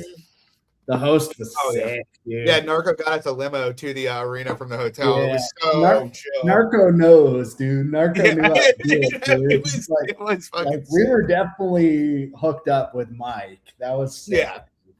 Yeah. It was good. I'll never forget following Luca Fury around the win. It was all right. This is honestly. Hold on. Did you see that he got bit by black widows? Did you see? I did see this. I'm actually prayers up for Luca, dude. Prayers up for you, buddy. That's terrible. This is a good story, so I'm going to tell it before we talk about. I love Luca, dude. He's a meme of a human being. He is very funny. I had to listen to him talk about the election being stolen for like 20 minutes, which was just like, but he's like, yo, who wants to go party at the Wynn? I love the Wynn. It's fucking sick. You've been there. It's a sick hotel. They have some sick restaurants. They have a couple sick bars. And so we're like, all right, let's go to the Wynn. We'll like go get a drink at like one of the bars in there. You know, maybe we'll check out a club or whatever. And we're walking around and we proceed to walk for like 90 minutes. And like every like bar we come up to, Lucas stops and looks around and is like, this isn't the one. We have to keep going. And we're all married here. Like we're just getting a drink. And like literally, girls, dude, it was so dude. You remember we came on that club and there were like 100 girls online. I was like, this one. He's like, nah, all trash in there. It didn't stop until I was just mentioning, he's like, all right, I'm stopping and getting a drink here. Like I don't really care what we do. That's probably what fucked me up so bad, dude. Oh my god. Yeah. Well, it was aggressive. That's what did me in. It was all the walking. What do you want to do on the last fight here? What should we do? I thought you had one in mind. I said Hines and Harris. I mean, I taped it. You probably have a more passionate take than me. I bet Harris. I did bet Harris. Like, I don't know. I'm kind of just like, all right. Like, what would you say, Shawn? In your opinion, what is the skill you need to win like multiple UFC fights as heavyweight? Like, what do you need? Power. Harris has power. He also has a reasonable degree of technical boxing and speed. He's also 27, which is like super young for heavyweight. Speed is huge at heavyweight, actually. It is, yeah. And like being young, like you don't have like the only like really young. That's not true. How many young guys do you know at heavyweight in the UFC? No, I'm saying being young is not a qualifier to be successful at heavyweight, bro. I'm not saying to be successful, but I'm saying you don't get a lot of like under 30 heavyweights that come into the UFC who are like in the middle of making improvements. You know what I mean? No, I agree with you, but I'm just saying in terms of projecting success, I would say actually most of the success happens beyond 30. Wouldn't you agree? Oh yeah, almost. I mean, the top. They're older guys. They're all older guys. Yeah. Almost universally. But like, I think having not one of those, by the way. But go on. So like having knockout ability and the ability to, you know, go first, like be fast is a huge deal at heavyweight. Like if you're a good grappler, it helps. And I guess in this fight, that's to me my one concern on the Harris side is I do think Hines will try to grapple him here, and there hasn't been a lot of. Hold on, Harris. He was a grappler. Yeah, he was. Well, so he was, but we haven't seen him on bottom though. For being honest, you know, like he hasn't really been like. All heavyweights look like shit on bottom. So that's what I'm.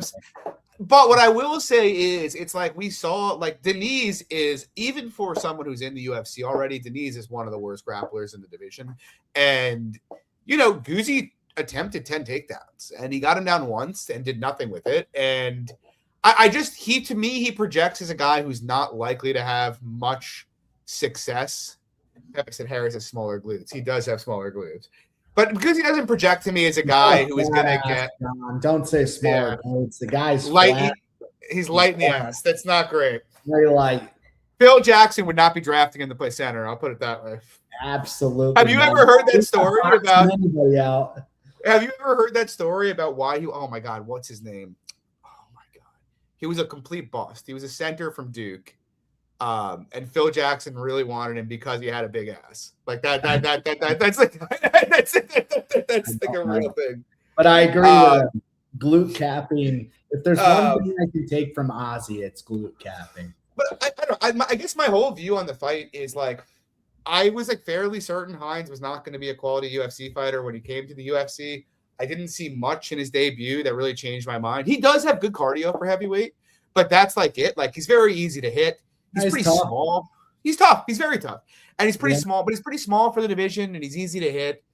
I don't think he's going to be a very good grappler. And so it's like, yeah, he does have decent kicks, but they're not really calf though. They're mostly like higher up like knee and like upper thigh, honestly. They are. Which is not like in the modern game, the most efficacious way to I agree with you. Kick.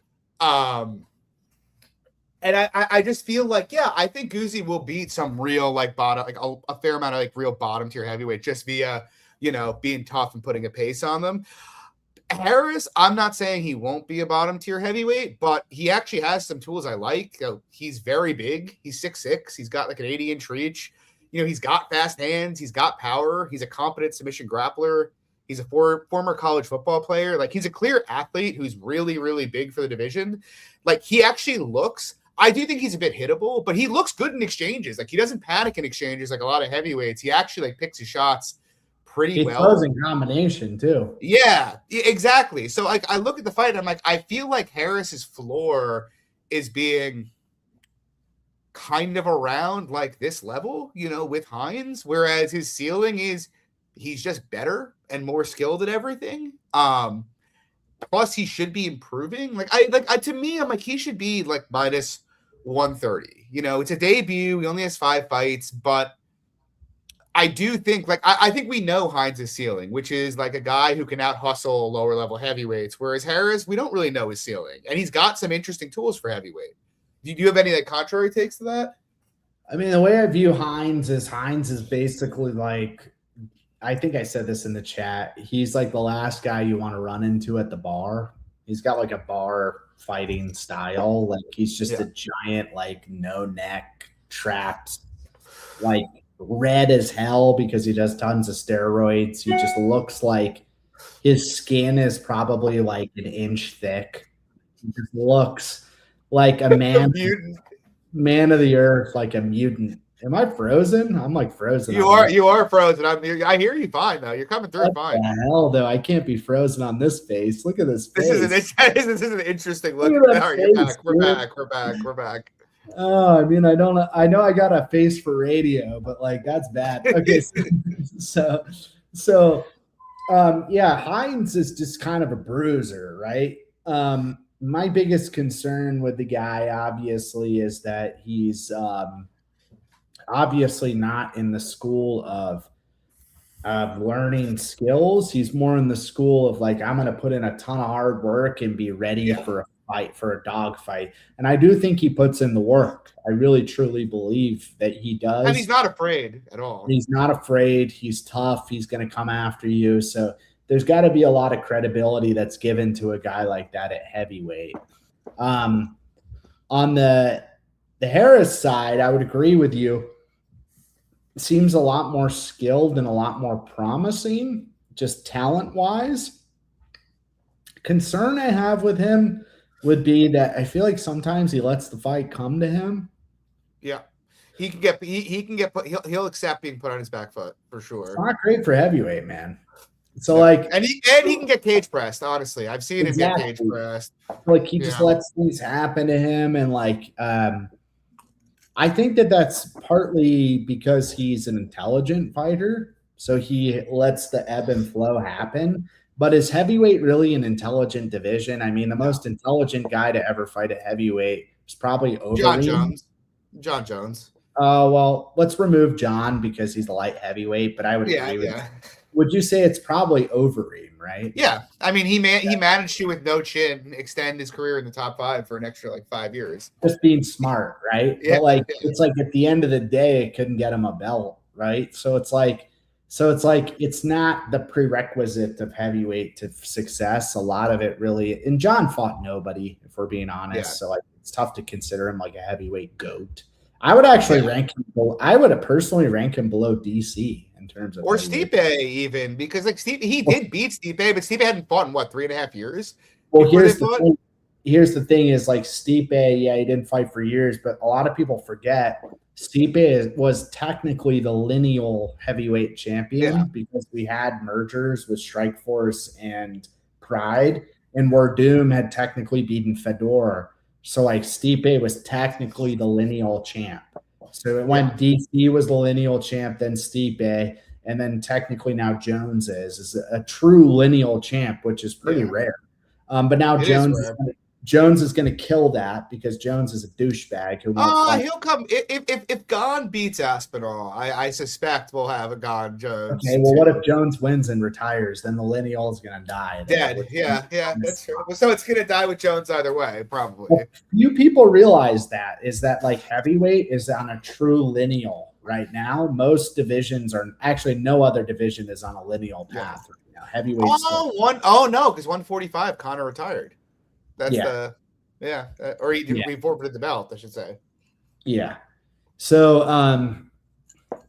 anyways, I think that like I don't know, it's a really tough fight for me, man, because like part of me is like it just screams that like Guzzi, the way he fights and who he is. Tom West just dunked on you, Sean. Francis beat Stipe while he was lineal champ. Francis is the lineal champ. So maybe. You're right, actually. Tom West is correct. He did just dunk on you. You are right. Damn. All right. Well, that's it for me, folks. See you later. So anyways, just cut all that.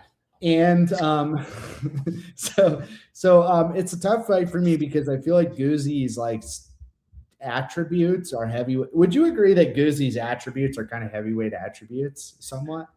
Yeah. And I think the meme world of heavyweight, because you can't project Harris yet as a contender, right? No. The biggest issue I have with Guzzi's attributes, I think from a like zooming out and looking at like what works at heavyweight, being a guy that pushes a pace that goes a long way. The problem with Guzzi is at heavyweight, so many guys hit so fucking hard. When you get hit like that, like you're gonna get fucking put down like a few times. You know what I mean? When you're as aggressive as he is. Yeah, I agree.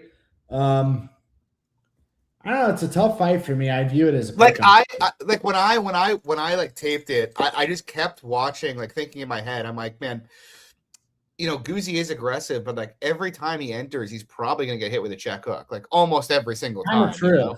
Yeah, and that's like, and Harris actually can crack. He doesn't even need to put him down. You know, it's like if let's say he gets caught 2 or 3 times entering the pocket, and suddenly he's not biting the mouthpiece. Well, then he's fucked. You know what I mean? He's like he has to if he's not moving forward. Yeah. And that's my thinking. It's like, okay, maybe he gets his way going, gets his perfect fight. Cage pushes him, or maybe he knocks him out on the inside because Harris is big. It can definitely be cracked on the inside. But if he doesn't, if he gets deterred at all, he's probably going to lose fairly handedly. Or he could just get knocked out rushing that. Or like he shoots, like he's taken down some bums, but like Harris seems like he has a big squeeze. And if he gets stuck with his head there, I'm not even saying he'll get choked. He might just get snapped down. You know what I mean? And then just like molested by him. Harris so it's is a little bit of a moron sometimes with his. He is a moron. I don't. it's very weird because like, but I will say he doesn't jump it though, which is probably the more important thing. Doesn't, but like he's like trying to like choke people from positions where it's like, what are you doing, dude? Like what? Like, but if it's gonna work in any weight class, that's true. We're talking memes, so like all the rules go out the window when you're talking heavyweight. It's like actually what Harris is doing is the perfect way, you know. Like I don't know, you know. But it is true. All the rules go out the window. It's like there were so many people jacked up about Rebellis to Spain. I remember how many people insulted me for betting Josh Parisian against him, and I was like, guys, I'm telling you, this guy's a fucking bum. And it's like, dude, Rebellis to Spain, world class taekwondo guy. I called this with you. This is going to be your, what was it, Reese last week with Gondra? I literally typed in the chat. I said, everybody who bets Reese is going to, in like 1 or 2 Gondra fights, when he gets completely shit on, they're going to be like, Reese was value. I won't even call value. I felt like Reese's chin was better than like what you and most people who bet Gondra thought. And the irony is, so I'm in an Uber on the way to my boy's house to watch the fights, and I'm watching it on my iPhone, and like a minute and a half goes by, and I'm like, dude, Reese is gonna fuck this guy up. He's like picking him apart. This is so easy, and then literally like 2 seconds later, just switched off. But I'm like, can I tell you something? Reese was winning the fight, and I lost 0 confidence in Gondra. Yeah. I had good money on Gondra that night, and I was like, Gondra's just going to go after him at one point and just kill him. Like, it's just inevitable to me. Like, it's just watching the way Reese fights. But it's funny because Reese he actually was doing quite well in the fight. He was evading, but you just knew that he was going to overcommit in a situation. His defense is just so bad, man. It's like I think I was talking to Dogfather right up in the air while he's fighting, dude. Like, and it's like he got like Gondra was in the middle of like a step in left hook, and for some reason he thought he was going to the body and just dropped his hand to block it and just ate it flushing. And I'm like watching it. And I'm like, that wasn't even a feint. He just like what happened there? Also, like, why are you even trying to block a body shot? Just flex.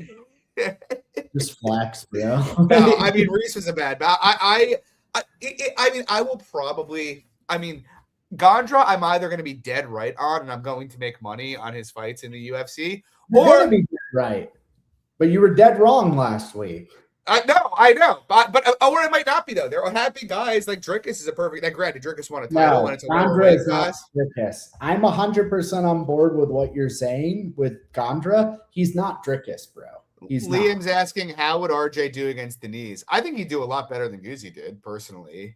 Denise would chop his legs to bits, bro. That's actually a good point. He cannot check kicks at all. That's probably true. Chop his legs to but bits. I don't think Guzzi did all that well against Denise. Like, I think I laid minus 200 on Denise. Denise is just he's a fat lazy fuck who got tired. Pardon my friends, but like that's like the first 2 rounds of that fight was just like cannon fodder. You know what I mean? Like, it was not.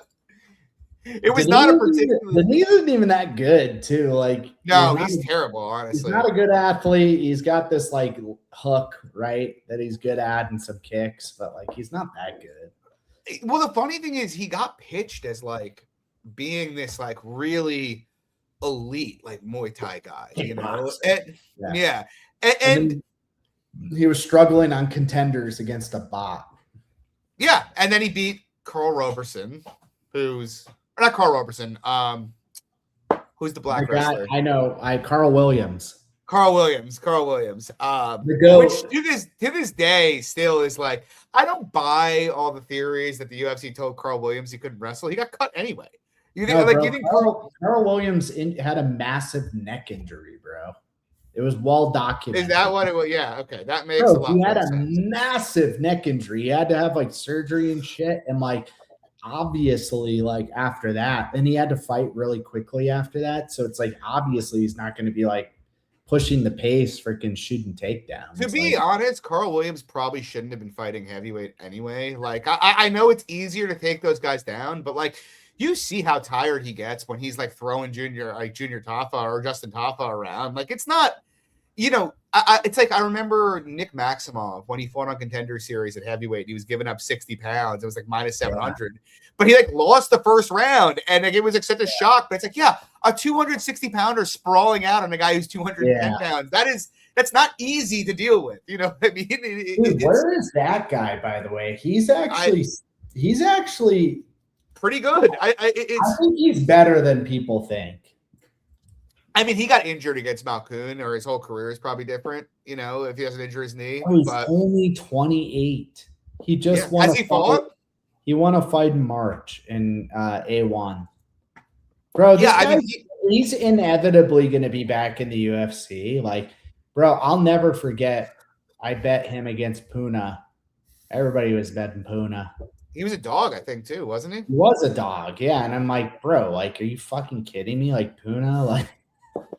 Everybody was so high on Puna, dude. I'm like, bro, this guy is like, bro, is Puna like Puna has had one of the strangest careers I can recall, because now he's on a 4-fight winning streak now, like something like that. I don't know. I'm really impressed with him at the new weight class. Yeah, he's fighting better. He still has a lot of the same flaws that were there. But he's wrestling more though. He's offensively wrestling. True. It's like, hey, Puna, it's not all about an overhand right. Like sometimes you got. He doesn't have a fight booked. He hasn't fought since February. He has no fight. Puna, I mean that. Oh no! Oh, it was Ramiz, right? That he fought in February. Yeah, that was. I had him big. It's fucking Veretenikov, and I almost had a fucking heart attack, like late in round 3 when he almost got guillotined. I was like, "How is this? How is this happening right now?" Yeah, he looked sketchy in that fight, but he looked good in Baeza. He looked good, obviously, against Medic. He looked good against Ramiz. But, yeah, against Veretenikov, he kind of showed the same flaws cardio issues, in other fights, right? I mean, Puna's he's going to stick around for a while. He's going to win a lot of – he'll probably win a lot more fights. He's going to – yeah, he is fun. He's going to lose a lot of fights to good strikers who he can't take down. You know, that's the reality, and that'll be – by the way, speaking of Medic, Lags and I did this – we can talk about it since it's relevant. Lags and I went through all the cards. A main event in Serbia. That's cool. In 3 weeks. You know who he's fighting? Yeah, D-Rod. Yes, in a main event. Mm-hmm. That is wild. They're doing a card in Serbia, and he's from Serbia. No, I know he is. I get him headlining it. I don't understand, like, dude, what are we doing to Daniel Rodriguez here, man? Like this, it's crazy. I mean, D-Rod just escaped prison, man. Like he's happy to take whatever he gets, man. Didn't like Kevin Holland bail him out or some shit? Like, I don't remember the story, but I do know that it was like kind of that cartel situation that I was talking about with Baroni. I think he had some special treatment. I think D-Rod did. The guy's almost 40 years old, bro. Dude, I know. He was in jail for a lot of his 20s, I'm pretty sure. I mean, I love D-Rod. I love D-Rod. Dude, D-Rod. Bro, so I have to tell you, we went, so me, Wade, Dogfather, we're at FanDuel Sportsbook when he beat Holland. And obviously, so we were like, all you have to do to get into the VIP room, which is pretty awesome. You just have to order food and each order a drink. Where is this? FanDuel Sportsbook over here. And the VIP room, it's not like a Vegas VIP room, but it's like a small room with like a big screen and like relatively. I've seen it down in Phoenix when we used to have it. Yeah. But like obviously everybody's got Holland parlayed, and there are these kids next to us who are like dying, falling down to the floor as D-Rod like gets on top of Holland like late in round 3. It was the best thing I've ever seen in my life. Bro, like, it was amazing. I will say, like, because I used to, when I lived in downtown Phoenix, I used to pop over to FanDuel all the time for life. They've closed it actually in Phoenix, which is annoying. Really? But they closed it. I don't know why, but they still have Caesars. Caesars is a cool place to go to. But like FanDuel used to be packed with people that were actually like betting the fights. Yeah. Like, it was a lot of fun to watch, like, people with their, like, Chris Dawkins bets over, like, fucking Derek Lewis. just watching what's going to happen. Like, or people who get robbed on their last like parlay leg, and like you can see in real time like people just having like full meltdowns, and you're like, holy shit. I will say I actually find it almost uncomfortable. So like I do too. I went to one college football Saturday at FanDuel when it first opened, which was like, I don't know, when did legal sports open? Like 2018? It was probably around then, like 2018, 2019, something like that. And I'm there with one of my buddies, and like there's like a guy like slamming shit, losing his shit, and I'm like, oh my God. Like I'm just having a time. I'm like losing like $1,000 betting on like, you know, parlaying favorites on the college football Saturday. But like I'm having a great time, having some beers, and there are people like in dark places. It gets like dark there. You know what I mean? I'm like, this is not comfortable. Oh yeah, we bet. So I'm with Wade and Dogfather, and we all decide to bet Michael Johnson right before the Zellhuber fight. Same night. Good bet. And he wins the fight. We're going crazy. The entire room is like staring daggers. I'm like, we might get robbed. Oh, because they parlayed. Yeah. That's what they all do, bro. They all had like, dude, I remember the night they all had a Nunes KO over Pena. And like, no joke, like the place like was a morgue. It was like people were just so stricken by the result, dude. Like, speaking of Nunes, do you think we get the Harrison fight? Like, is that coming? Like, or is it probably? It's too big of money for both those girls, right? So they'll make. I mean, Nunes has to have made a fair amount of money at this point. Yeah, but they want more money, bro. Like that's the thing when people are like, "Oh, Dustin's retired." I was telling everybody, I'm like, "Dustin's coming back. Believe me, he's gonna come." Oh, Dustin would fight Conor. I guarantee if like there was a Conor fight on the table, he would do it in a second. He's gonna fight somebody. It doesn't even have to be Conor. You really think he's gonna come back? Dustin? Yeah. Dustin's 100% gonna come back at some point for sure, dude. Bro, they all do the same thing. John Cejudo. I'm retired. Yeah. I come back, dude. They all literally all the guys that are like champs. They do the same. Up to Cejudo's credit, he came back and gave Aljo like a hell of a fight. You know what I mean? I agree, but I'm just saying it's the play. Yeah. It's the playbook, dude. People forget these managers. They have the playbook made out because they know that the whole point is to market the fight. So it's like you retire and it's like, okay, you come back. The whole thing is I'm the GOAT. I was this amazing guy. I'm coming out of retirement. It's such an easy fight to sell, bro. It's so easy. And even I somehow talked myself into Cejudo against Talbot, which felt real bad watching it. It is. I know somebody who bet Talbot takedowns, and that was an amazing bet. I've actually done pretty well on Talbot. I did bet Cameron Simon against him, but against him. Me too, and I bet him against Felipe Lima, like pretty big. Mm-hmm. It was. But then I tried to get a little clever with it. And I'm like, why can't Cejudo do what Hayoni did? Because he's not a black belt and he doesn't fight regularly. Well, Cejudo just got pinned by Marab. So like Cejudo's wrestling is all gone. But Marab is like the fuck. I mean, Marab's also for like, I know he's not a traditional MMA control wrestler, but he's a fucking sick wrestler, man. Face, bro. Yeah. So. And he's probably on steroids. Is there anything else should we chat about before we get off here? What do you think? No, I mean, it's funny because you put me in the headspace of like FanDuel and being there and like watching like the absolute misery. Can I tell you just a real quick story before we sign off? Is like, yeah. So I used to do a ton of rounds going to bet cash around town, but like a lot of these sports books have shut down in my city. And like they did have Unibet affiliates at these bars in Arizona, but Unibet's left the city. Unibet, this bar that they were at was a horse betting bar. So basically, horse betting's been legal in Arizona. OTB, off-track betting. Yeah, they've been legal for years. So basically, they just adopted this like Unibet thing. So horse bettors have been there for years, but also these bars, the chain, are very popular with boomers who just are retired and day drink, bro. You can walk in at like 10 a.m. and there's like, it's packed and they're just partying, having fun with each other. It's kind of awesome. So like I would go to these bars and place bets at the window. And I told my girl, I was like, hey, you need to like come with me and experience this one time. And she came in and like, dude, the people at the bar realized that I was betting fights, first of all. So people figured it out. So they would come up to me and they would ask me like what I'm betting and they would tail the bets. So like, cause I was coming in there so repeatedly, and like, there was this one guy though. It's funny because my girl can tell this story too. This old man, bro, who's just standing there at the ticket counter with his little ticket. Like he must be like 90 years old, bro. And he's watching the little monitor with the horses, and he's going, oh no, because his horse is losing, bro. And I peek over, I look at this ticket, bro. It was for like 87 cents. No, dude.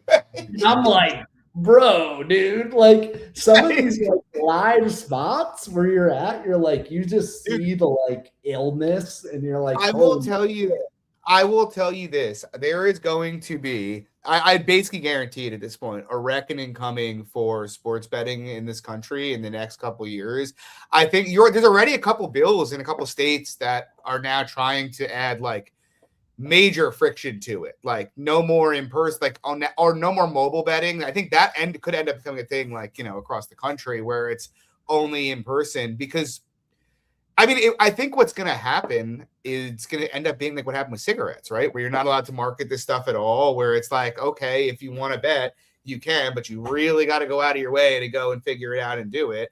Like I feel like every week I see some story on some news site about like some college kid going broke. And it's like, yeah, I think of myself. I'm like, man, when I was in college, if I could have just taken like, whatever, the $300 or my parents were like, give me every month or $500 and like bet it, I would have gambled it all away like, every month, and I'd be eating in the school cafeteria the rest of the month. That would have been it, I'd starve.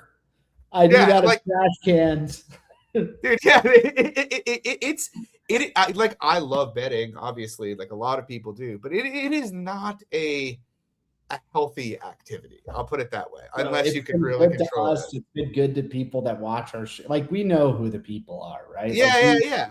I'm with the people who know, but like overall in the aggregate, we're like, I'm looking around and I'm like, Jesus Christ, bro. It's a net drag on society. Bottom line, like that's the, and I hate saying that, but like that's the, I was talking to somebody about this the other day who's like a bookie.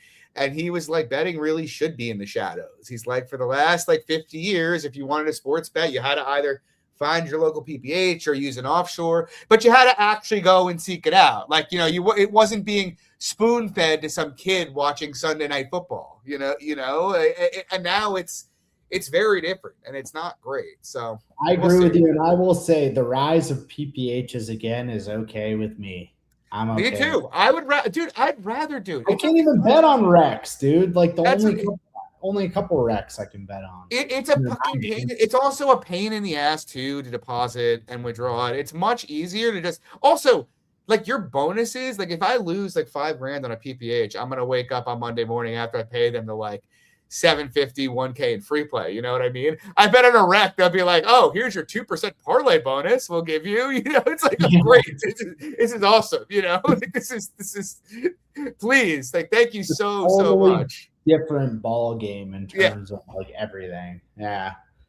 Well, the problem is though, with the dawn of like rec books has been like, obviously stiffs on PPHs have gone through the roof. You know what I mean? It's turned into just kind of, it's made that market way worse outside of like football season. Because it's only sharp guys. That's it. So like, the people that are using PPHs are mostly sharp. So then the people that run them, the unscrupulous ones, they're the ones who are going to stiff. So well, it's like if you get a book out in California where it's like not legal, there are no legal books, or Texas, they're usually pretty solid, or Georgia, like I've gotten a couple PPHs from Atlanta and they're all very solid because most of their players are, they're just normal guys looking to bet, who don't feel like buying crypto and depositing on Big Bet Online, like that's but if you get it in like New York, like all the guys they're seeing are, either sharps or they're bums who don't pay, like it's one or the other. So. Yeah. Pepe said PPHs are awesome until you get stiffed. I said Rex are awesome until DraftKings won't let you walk in the building. I'm not allowed to walk into the Scottsdale retail locations. Really? I wish like we have legal betting in Jersey. There's like 6 sports books. One of them is 20 minutes from my house. One of them is an hour and a half, and the rest are in AC, which is like 2.5, 3 hours away. So it's like, so I don't have the commute problem, but like I have the problem. You know who's the best? And I'll say this forever. To me, it's Caesars. Of all the rec books, dude, Caesars has been easily the fairest to me. I think FanDuel is pretty good, honestly. Even now, I can still. If you want to make a bet on fight night, though, they'll usually let you get down on it. You know what I mean? Not for me. Not live. Wait, for pregame? No, dude. No really? way. Okay. I'll show you this weekend. I'll show you my limits. Yeah. But also, even when I would go to the book itself. Because what I was doing was I was splitting. I was betting some on the Do they not have kiosks there? Dude, they would track me. When I would go in, if I go to the kiosks have cameras. So I would go up to the kiosk, and then the person would walk over and tell me to go to the counter. So like I'd go to the interesting. So I'd go to the counter, and I had a player ID because they figured – because I won on a kickboxing match.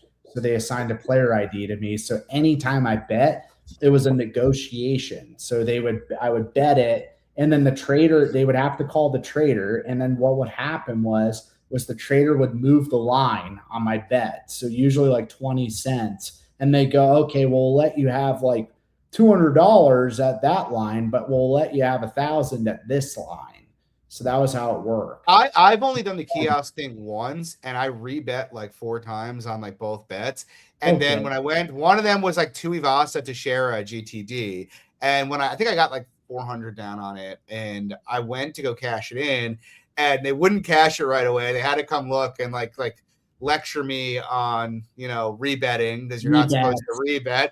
But I'm like sitting there and it's like, well, then just move the fucking line. Like you're only letting me bet 100, just move it. Like how is that my fault? Like, and then the guy behind the cashier, he's like, next time you want to do that, he's like, just drop them, just piece of cash them in separately. And I'm like, so I have to do 4 hours of driving to like I can't get a week to get all my money back for it. Like that's stupid, bro. Because the people that work there are cool people, but they're just put under like weird rules.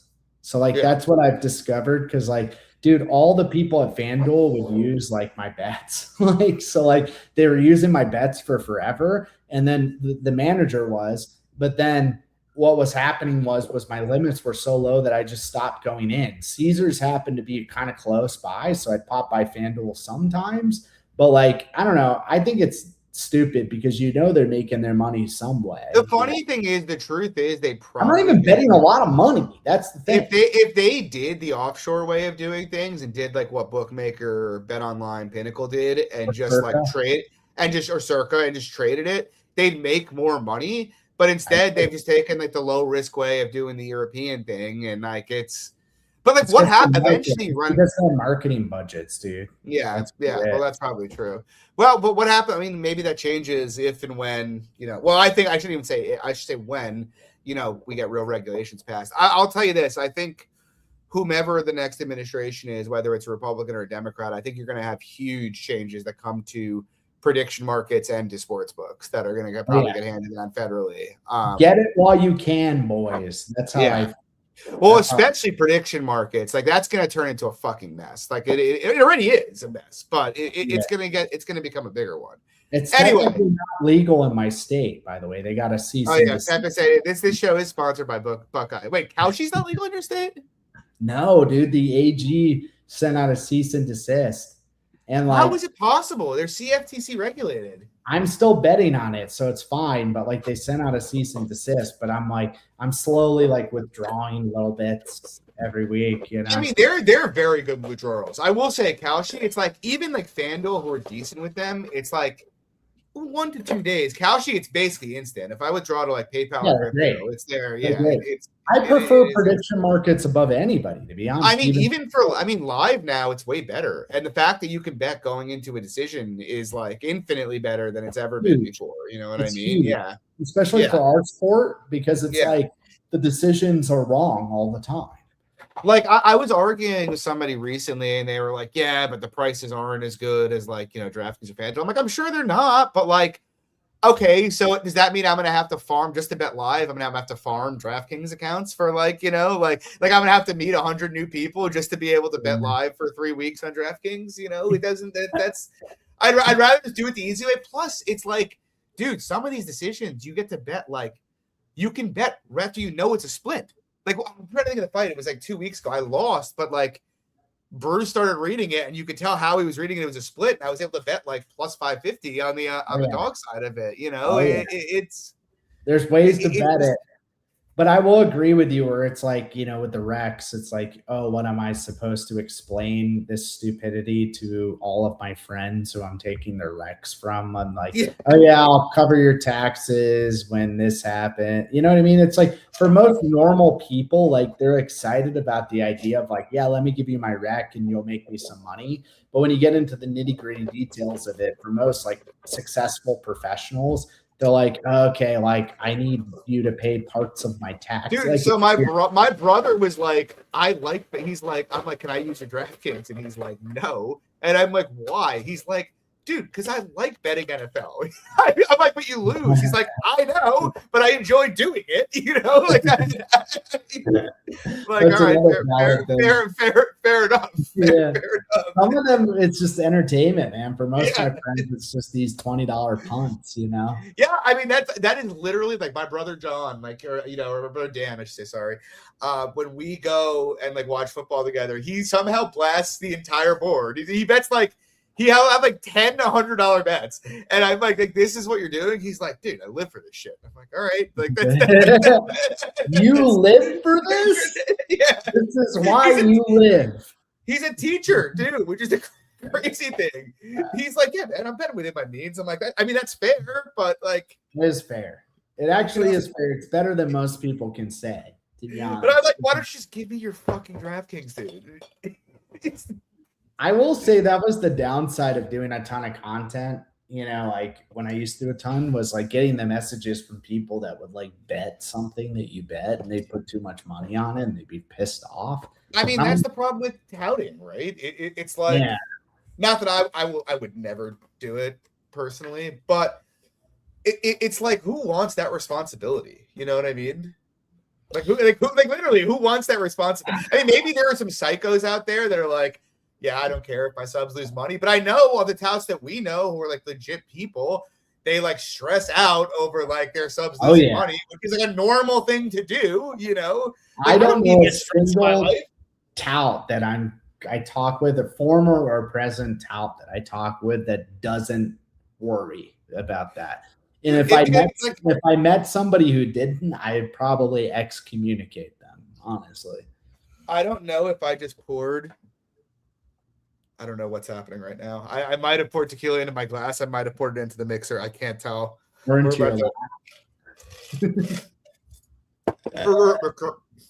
in the mixer, right? Yeah. I poured the orange juice into my glass. That was the.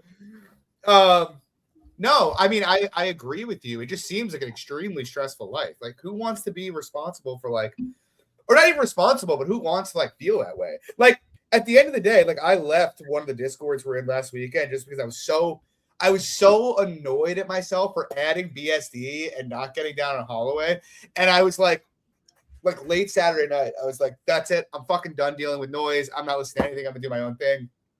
But at the end of the day, next morning I woke up and I texted our buddy and I was like, hey, just put me back in. And it's like if I lose like $5 or $6 grand, it's like I'll be pissed for that night. But like I wake up and I'm like, oh yeah, that's fine. Like, life goes on, whatever. If I had like a sub who lost like 20 grand, I'd be like, oh my God, like what have I done? You know what I mean? Yeah, it's tough because all you can do is kind of advise to them, a betting size. But truthfully, a lot of these people, like from not a lot of them, I would actually say it's not the majority, but there's a group and they're usually the loudest and most emotional that like just don't do what you're saying and then they're pissed at you. So like that was like my experience just doing free content was like I get these messages. I would say the amount of negative messages outweighed the positive at least 3 to 1 or 2 to 1. I would say it's kind of like that. like last weekend, I watched the card with 3 of my friends, and like they wanted to bet Patty, and they're like, "Who are you betting?" I'm like, "I'm not betting Patty. I'm betting like Benoit." And they're all like, "Come on, are you serious?" And I'm like, "Yeah, that's what I'm like. You don't have to." And then they all tailed me, and he loses. And they're like, "We should have known. Like his walkout was electric." And I'm like, "Fuck you! Like, no one made you listen to me." Dude, and they probably tailed you for literally like 1/100. Yeah.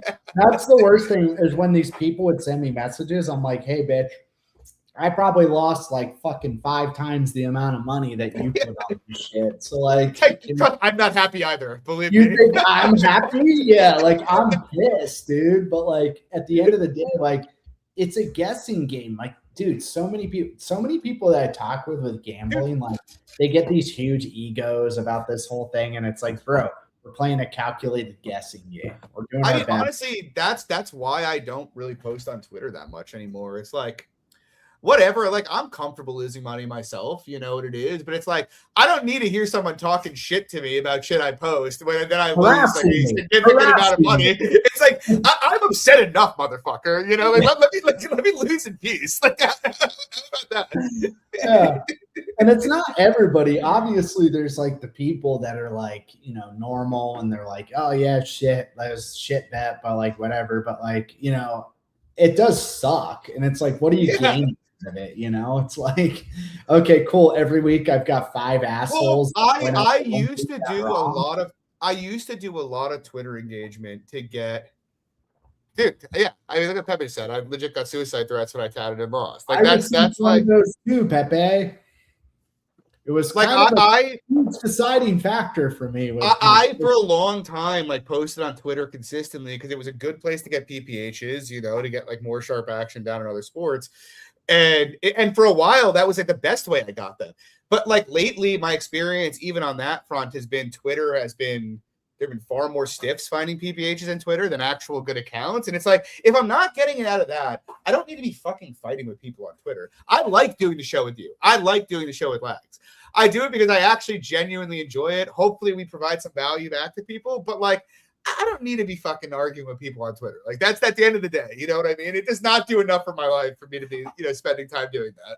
You know what it is too is like I don't know how you feel, but the reality is, and I've talked about this with Pepe and others, like I factor my emotions into my betting. I think it's probably the number one thing that I factor in. It's why I usually bet 1 to 4 bets a card. I know that I could spread it across a bunch of different things, but like for me, it's like confidence in my bets matters a ton. Cause like if I wake up the next day, if I lost 10 G's on bets that I would like researched and I was confident in, I'm okay with it, honestly, because I know I'm going to get it back anyways in the aggregate of my year. Right. But like dealing with like emotional, like degenerates is like, well, where is like the upside?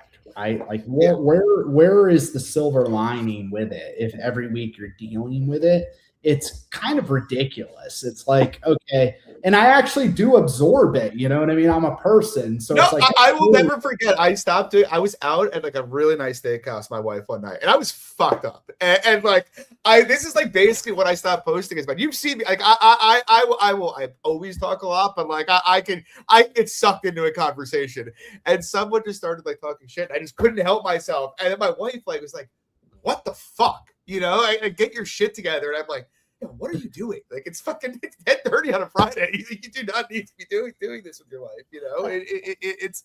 I mean, look, I posted all my breakdowns last week. He's right. I know. I posted all my breakdowns last week because I like doing that. And I hope they provide value to people. I actually think on this bet sizing thing, it's funny because I think I talked with you and Pepe about this last week.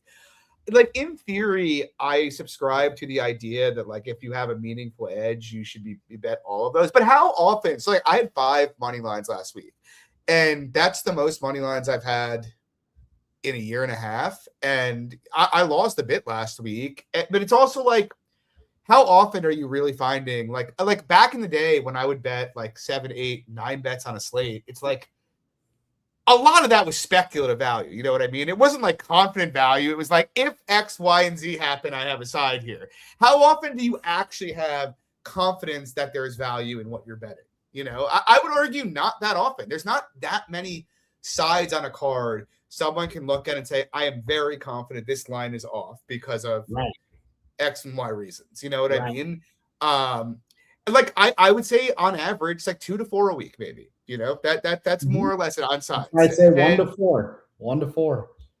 It's like very rare to go above 4 where you're actually like feeling it. And like to be, you know, at the end of the day, what are we doing? We're just trying to make money, bro. Like some content creators, like they're just trying to be right about things, right? Oh, I hit this. Well, I respect that. I do respect that. I mean, you know what I mean? But it's a whole presentation, right? Like it's a whole thing. I could do that if you guys want, you know, but the reality is they're not winning. So it's like I used to do that prop show with Locke where it's like he'd have me give like give a prop on every fight, but it's also like the only props I generally bet are goes the distance and wins by decision, and I maybe bet on average like probably 1.2 a card if you look. So it's like you're asking me to say where is the value on a prop? It's like I don't know. I'm just gonna say I guess just gonna say words and hope it works out. Here's another controversial opinion that people on Twitter won't like. MMA Twitter went fucking way downhill when Locke got ousted. Oh wow! But now we're going. This went way downhill, bro. It went way downhill. Everybody did themselves in, bro. They were like out with their pitchforks, all this stuff. Yeah, he made a mistake, all this shit. Like I get it, but it's like, you know, I'm not gonna like defend the guy or anything. Well, but no, like, let's be real here, dude. Let's be honest. Yeah, it's terrible. But like let's be honest, the space has been awful online. Yeah, well, there's not. I mean, MMA Twitter though, I also think was a much more tight knit community, like before COVID and at the start of COVID, and then it changed a lot. Like a lot of people left, and then like a bunch of like new faces came in. And at the end of the day, let's be honest, when it comes, like I use social media all the time, so do you. But at the end of the day, people that are like very, very active in terms of posting, I'm not saying they're courting drama, but there's a certain type of person that comments on posts. And generally, the vast majority, there's a couple guys who I really respect who comment on my posts all the time. They're super nice guys. But the vast majority of like reply guys just want to fucking stir the pot, you know? Mm-hmm. So there's no value. There's no value in like dealing with that. But no. They won. They won. Guess what? There's fucking nothing going on MMA Twitter. I don't know. I feel like I will say, you and I have talked about this. I do think it is worth potentially going back to doing like spaces during cards. I am like not 100% opposed to that idea. I think spaces is actually a great platform because you can control who talks, who doesn't talk. You know what I mean? Mm-hmm.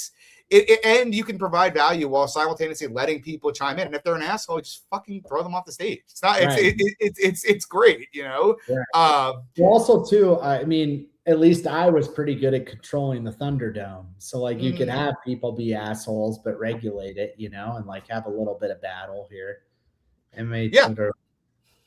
I agree. You were good at controlling it. Like there are. I mean, it was not a elf space that you were running. That is also, bro. I tried to listen into two of them. I listened to one of the Sean Perry ones just because Sean Perry is electric and fucking hilarious.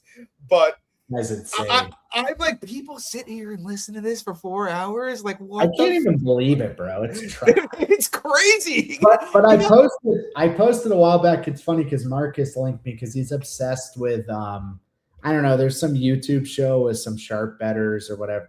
Circles off. Okay. So like they posted my tweet on their show one time.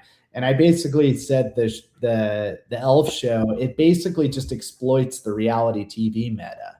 Yeah. All it is reality TV. Everybody loves reality TV. Everybody who's married watches reality TV with their wife. 100%. Right? And that's also like that's kind of what Barstool turned into, right? It's like what all like Barstool went from being like a genuinely funny.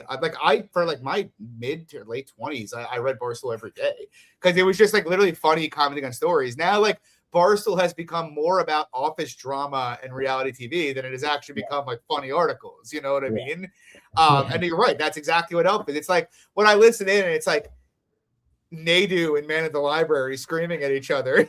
It's like, what is happening? And neither of them are anything. It's like nobody should be paying attention to anything any of them says. You know what I mean? If you want to win bets, like it just doesn't but it is entertaining. Like I don't listen to it because I feel like it's the same flavor over and over and over. But I will say the flavor is good. Like when I watch the highs of it, I'm like, oh, this is actually very funny and entertaining. Well, yeah, it's like watching the challenge. The challenge is electric, Yeah, you know, it's and like it's the same thing every season. Yeah. But like, who doesn't like watching it? You know, Yeah, like exactly. if you sit down and watch, like, you know, my wife and I'll take like 2 seasons off, and they'll be like, "Oh, we're going to watch the first episode," and then we're locked for the entire season. You didn't skip a beat. Yeah, you don't need to know the stories from the other one.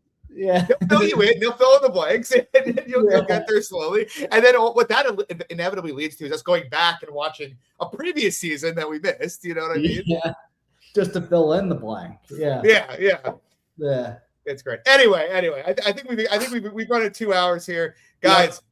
Yeah. Hope everybody enjoyed it. Good luck on your bets this weekend. Drop a like, subscribe. We'll be back next week talking.